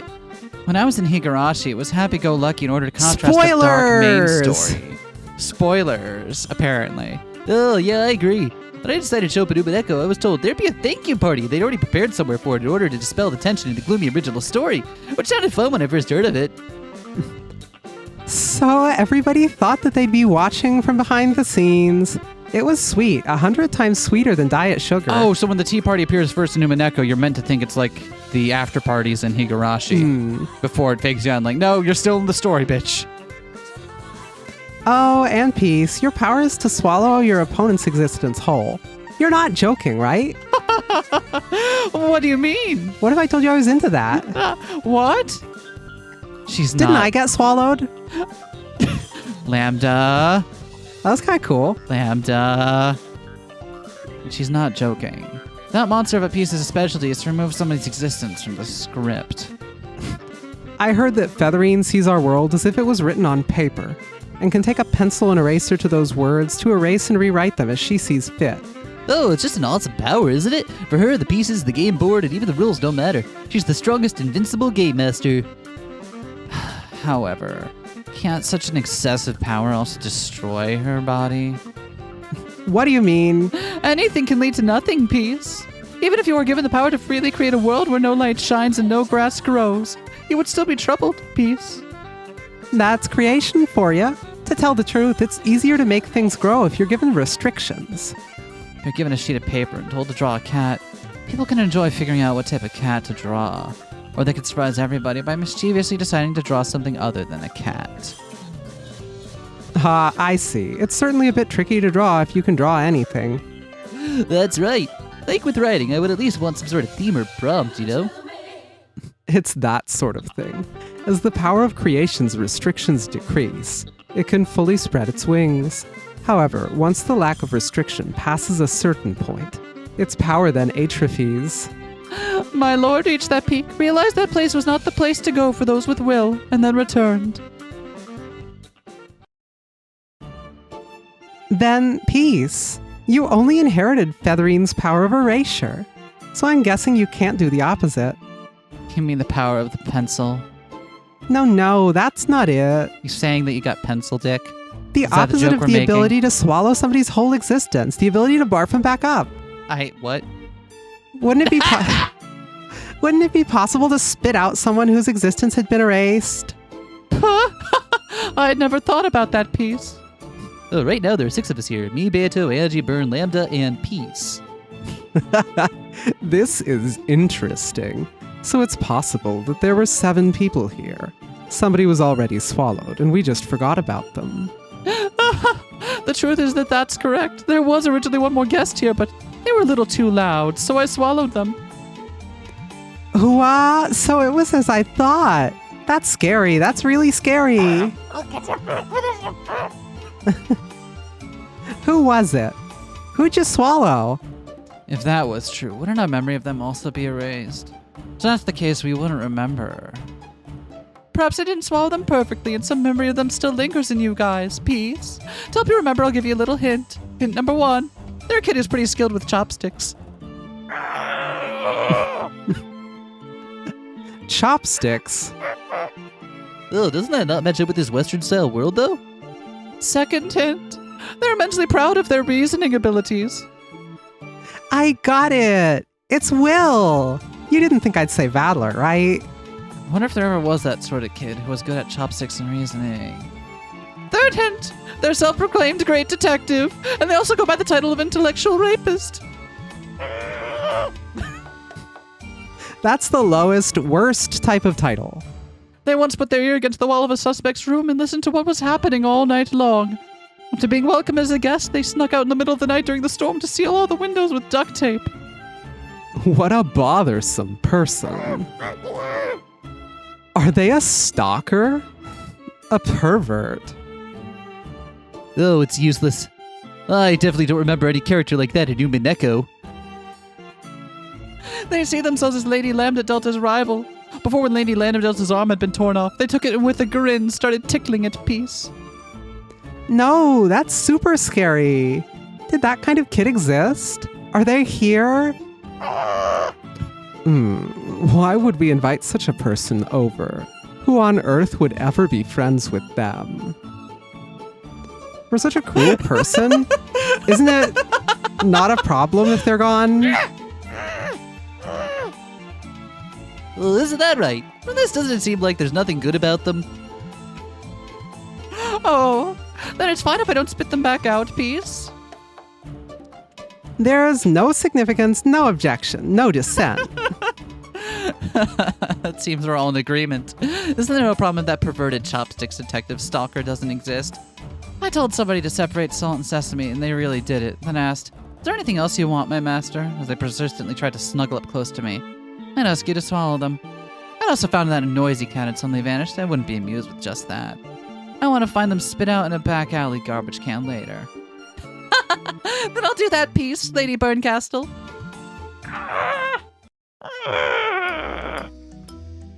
Ah, that's what I meant. Did you swallow anything else? Oh no, I only swallowed one person today, Peace. I see. So it's as Lady Lambda Delta said. Aside from tonight, there may be another person that Peace has swallowed and erased. At any rate, I have no idea how many pieces were created in the process of writing these massive tales. Well, at any rate, there are a massive number of people who have appeared so far. Every time we repeat this closed circle, the cast list expands, right?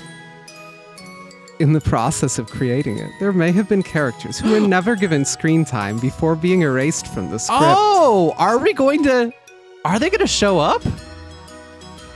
In other words, in the series of fragments that make up Umineko no Naku Koro ni, there are characters who auditioned for a role but failed. Yes. They're called reject characters.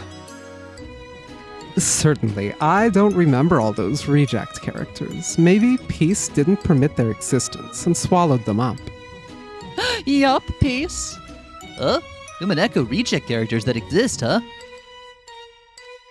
The reject characters for Umineko are usually discarded when they're still incomplete, so they normally don't have a solid form, Peace. However, this doesn't reduce them to 0, Peace. That's right, since this is the thank you party, I think I'll spit up one of the reject characters I swallowed, Peace. Is there no better way to phrase it than spitting up? Don't worry. In any case, this cat box is the same as a box full of delusions. So don't hesitate and go for it. Umineko reject characters are more or less characters Beato created, right? Correct. In other words, nobody but me would know them. If they're spit back up, will my memory of them return? Yes, so as your memory comes back, please give us an explanation and introduction, Peace. It could be fun or scary. How many are there? I think that right now I could spit up 3 people, Peace. There are a good deal more, but a lot of them are just concepts with no form or have fallen completely to the depths of oblivion, or have been forgotten even by me, Peace. Your preamble's too long. Hurry and barf them up. Now then. Get that For finger 3 bouts down of- your throat. For 3 bouts of Umineko no Naku Koro ni reject characters. Begin. Ah, are you ready, everybody? Since they're all reject characters, don't expect too much, okay? Lambda, stop talking to the audience. No. They love me. Then come out, our first person.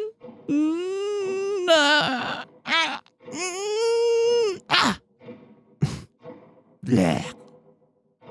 Peace's hair billowed like a curtain in the wind, and then became what looked like a large ball. What? What is this? There's no head. I wonder who it's supposed to be. Oh, this is. I remember. This is the goat servant's rejected body. When Beto swung her pipe, the familiar shape of a goat-headed servant appeared. It's common for a character's face and body to be made separately, Peace. So the head was drawn separately, Peace. If that's the case, I'd like to remake my body over and over again to make it more charming. If that's the case, I'd want a daintier body. Everybody, you should ask for a big, gigantic chest. Would you want to inflate your crotch to the same degree that the female characters inflate their chests? Oh, Only if it's not the Pachinko sprites. that's a good idea. In recent anime and manga, all the girls are swollen up like balloons. This time, let's swell up the male characters' crotches. Instead of putting breasts on them, we'll put golf bags. Ah! I'm glad the mob servants' bodies are the only ones swollen, Pete. Then I'll call the second character.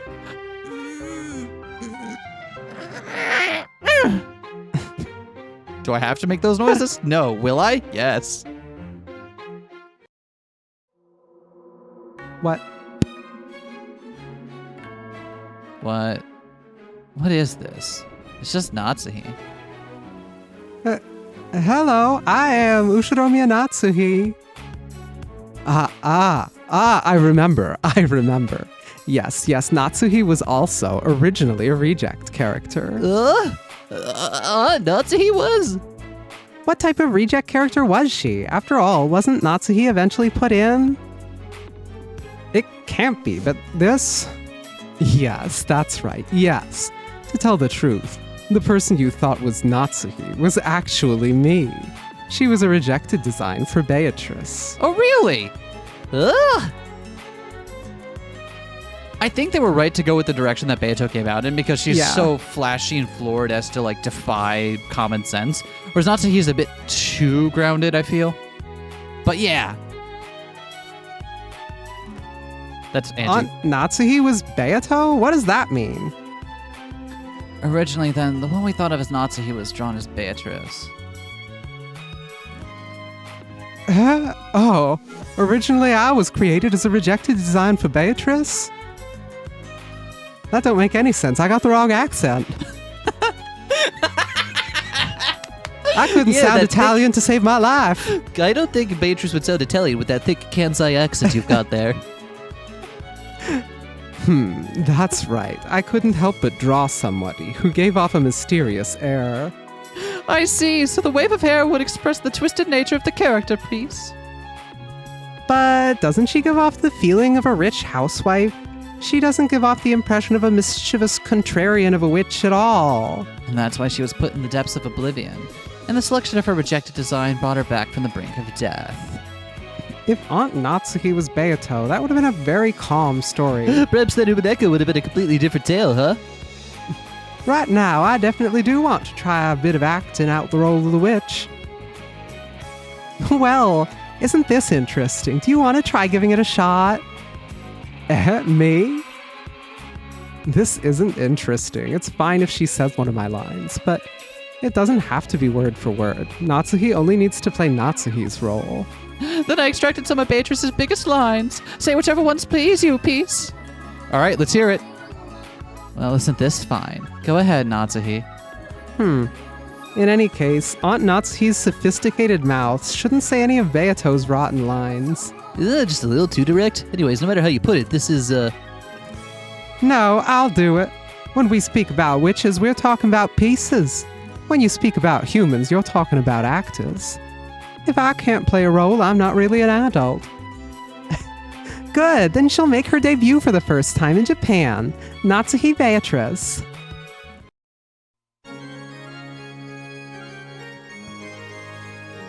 I don't know. Something seems wrong here. Love is lust, totally meaningless unless you're sleeping together. Men are mere flies and maggots that get drawn to your female scent and crowd around you. In this situation, it had been basically figured out from the start that this was a reckless act.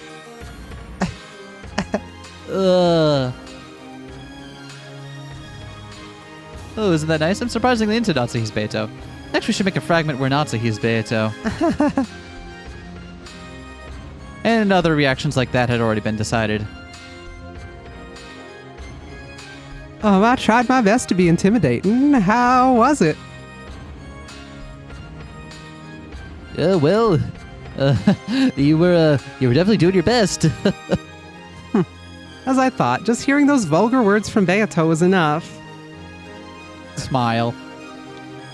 Still, Natsuki is best suited to elegant words, like tarnation.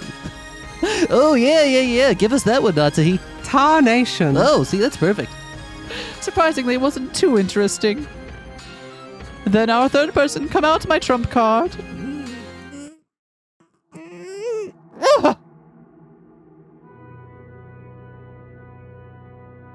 Oh, they get Golden Nocturne? Who the fuck are you? Who the fuck are you? I already know who the fuck you are, but still. Pop. Wow. Huh? Who is it? Were they a boy, a girl? They gave off an air of youth. Were they a teenager? From the air of their garments, it didn't seem like they were allied with the witches. It didn't feel as if they were entering as a relative. Yet they got a golden wing. This is. Even though all I had was line art, he's been cleaned and colored. I thought bringing him as he wouldn't be interesting, so I asked the witch of painting, Lord Bremtaro, to do it. Well, you shouldn't judge a book by its cover, but not sure what it is. But I get the feeling we wouldn't get along. That's right. This man's name is Virgilius. If he'd appeared on stage, I would have called him Will, since that would be a shortened version of his name in katakana. Having two wills would be confusing. But having like 50 Beatrices isn't. No, but I mean, isn't that the point, though? If that's what you say, then we have Virgilia and Virgilius. That's really similar, like they're tangled up in each other. Wasn't that because Virgilia took her name from an ancient poet? Oh, the meeting of their name was definitely the one who led you to Beatrice. Role is similar to the one of the original source, so it makes sense that their names would be similar, right? That was exactly correct. Your judgment was good.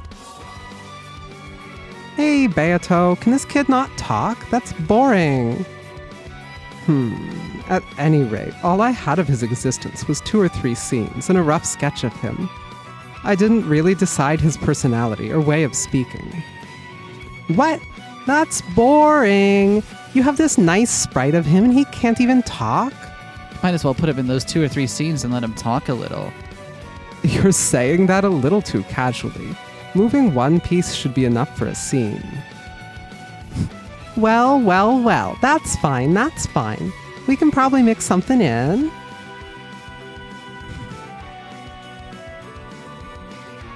But he doesn't give off an air of being a piece on the witch's side. That's what I thought too. You're a witch, you should be dressed eccentrically. Either way, he looks kinda human. That's right. Originally, he was created as a human detective. Then, in other words, Era...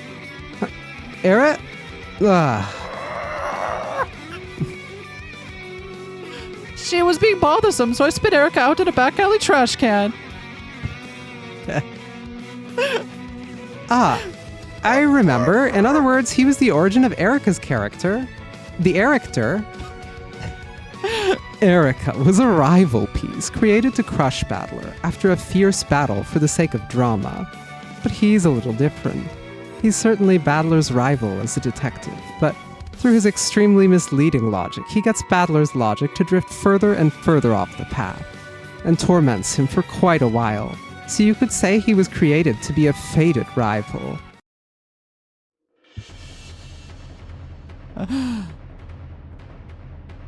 Who's gonna be Virgilius? That debut was planned for episode 3. My role was that I was supposed to completely knock Battler, who had submitted to the witch's illusion in episode 2, to the bottom. Oh, why is he using the Kansai dialect? It doesn't match him at all. You're noisy Battler. Well, let me just say this. Hello. The truth is that there's always 2. Without love, it cannot be seen after all. Oh, trick hand and magic hand. Originally, after episode 3, he was designed to be a strong rival to fight Battler. Was then added as a recurring character. Peace. Really? As your rival, I was supposed to say really noisy things. He really is noisy. I'll modify him to speak normally. I'll do the same for his reasoning, too. Oh, thank you.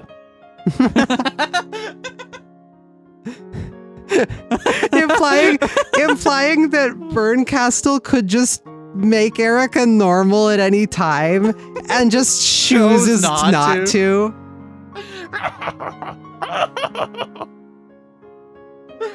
What other scenes were there? The scenes were fairly vague. For instance, apparently somebody from the Ushiromian family was not a legitimate child from 19 years ago. Something along the lines of a mysterious man arriving at a family conference. Oh, let's see a reward to the illegitimate child from 19 years ago at episode 5. I was cold-hearted and saw the truth through my own patchwork of circumstantial evidence. I had the power to define the world based on how my logic saw the world. I see. That feels pretty similar to Erica. The terrible thing about him was that his vision of truth or falsehood could alter the truth itself. Even without mixing in a lie, you could still create any sort of truth. As I thought, he is similar to Erica. In other words, the scenes he lost when he got rejected were taken over by Erica in episode 5. To me, he seems like a lot more powerful character than Erica. Why was he planned for episode 3, not 5? Why'd he leave? Hey! To tell the truth, it was because I was so flashy and violent in episode 2. Fantasy became really violent and predominant because of that. At that time, what is known as forum culture suddenly blossomed. The writer and reader were able to connect through the internet piece. I see. Since Beato was so violent and overpowering, great hordes of people surrendered to the witch. Yes, in the original episode 3, called Land of the Golden Witch, I thought I should put in a lot more action and gaudiness and shoulder war towers than episode 2. I see. Since you noticed that your readership was thrown into chaos, you changed gears. Yes, since episode 2 leaned very heavily to the witch side, I needed to do the opposite and support the human side in order to make it lean more to the human side. Is that why you created Virgilia? Oh, I see. Virgilia was really nice and taught me how to fight witches, so that was nice of her. The name is the same, but the character and role did a 180. Well, I think I only borrowed the name. Everything else was shelved until Erica showed up in episode 5. After episode 5, Erica also had a bit of a jobber feel to her. If she'd appeared in episode 3, she definitely seemed like a demon who knocked Battler down to rock bottom over and over again. Unfortunately, there's no way to do that, but even so, I think it's an honor to be introduced in this fashion. Speaking style is really important, Peace. He seems to be completely different than when he first showed up, Peace. Oh, well, even though we didn't meet very much, I'm glad we did. Maybe the two of us are fighting in some fragment somewhere. I don't believe I know of any fragment like that, but still, I can probably arrange something. Oh, but it'll be me. You're nosy, battler. Let me just say this. For one brief moment, the summoned illusions enjoyed appearing on the game board, prayed for another turn, and vanished from their original world. Please excuse the impoliteness. Oh, Fucking garbage in my mouth. Ugh. Please excuse me. and outside it. You know what? It's the last time I ever get to do this voice, so let me just enjoy it, okay? Please excuse the impoliteness, everybody. Preparations for the Great Lady Aurora's tea party are finished. By all means, feel free to head over. I'll guide you there. Oh, let's move somewhere for the second party. Oni-chan, shouldn't you think of some parting words? You're the designee for that. What? Oh, this is bad. It's useless. I can't think of anything. I also can't think of anything, and I'm the one in charge of closing greetings. By now, I should have thought of something. Oh, then let's go and not spend time fussing over it, eh? We suffer through an ad-lib together. As always, you're all getting along very nicely. When Erica moved to open the door, they were led to Featherine's tea party. It was only open a crack, but the sound of hordes of people having fun was overflowing from it.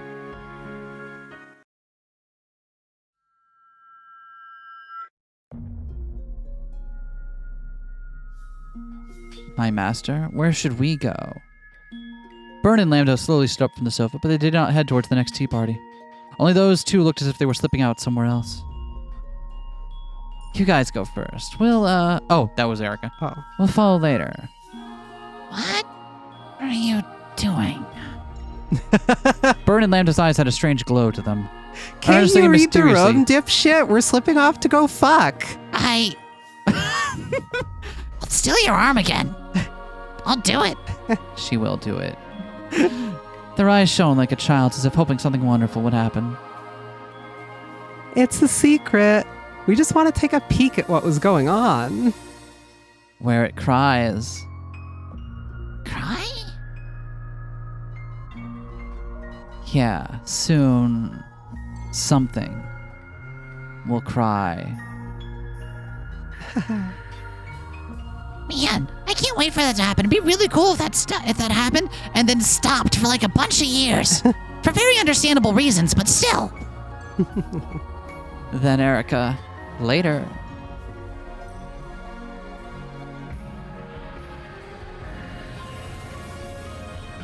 Next time, I want a good roll.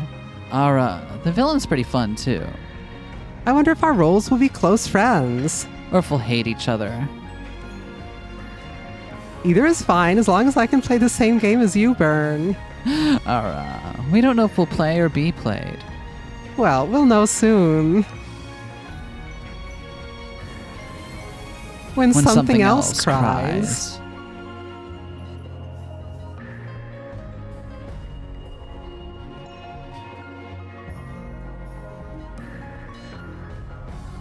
That was fun. That was fun. I liked that. I liked that a lot. That I was love great. that we fucking brought up Virgilius and then immediately, as if summoned, there he is. Anyway, thank you all for watching to the very, very end. That's it. We're done. Peace, y'all. And you can't keep saying that anymore. Oh, I okay, can. so you can't see it, but Vivian is They doing can see the it. peace signs for being peace. Thanks again for joining us, everyone. Playing this game on this channel has meant a lot to us, and it's literally changed the way that we approach what we do here. Yeah. So, thank you all for being along for this entire journey, and that's it. I'm glad we got the opportunity to do this.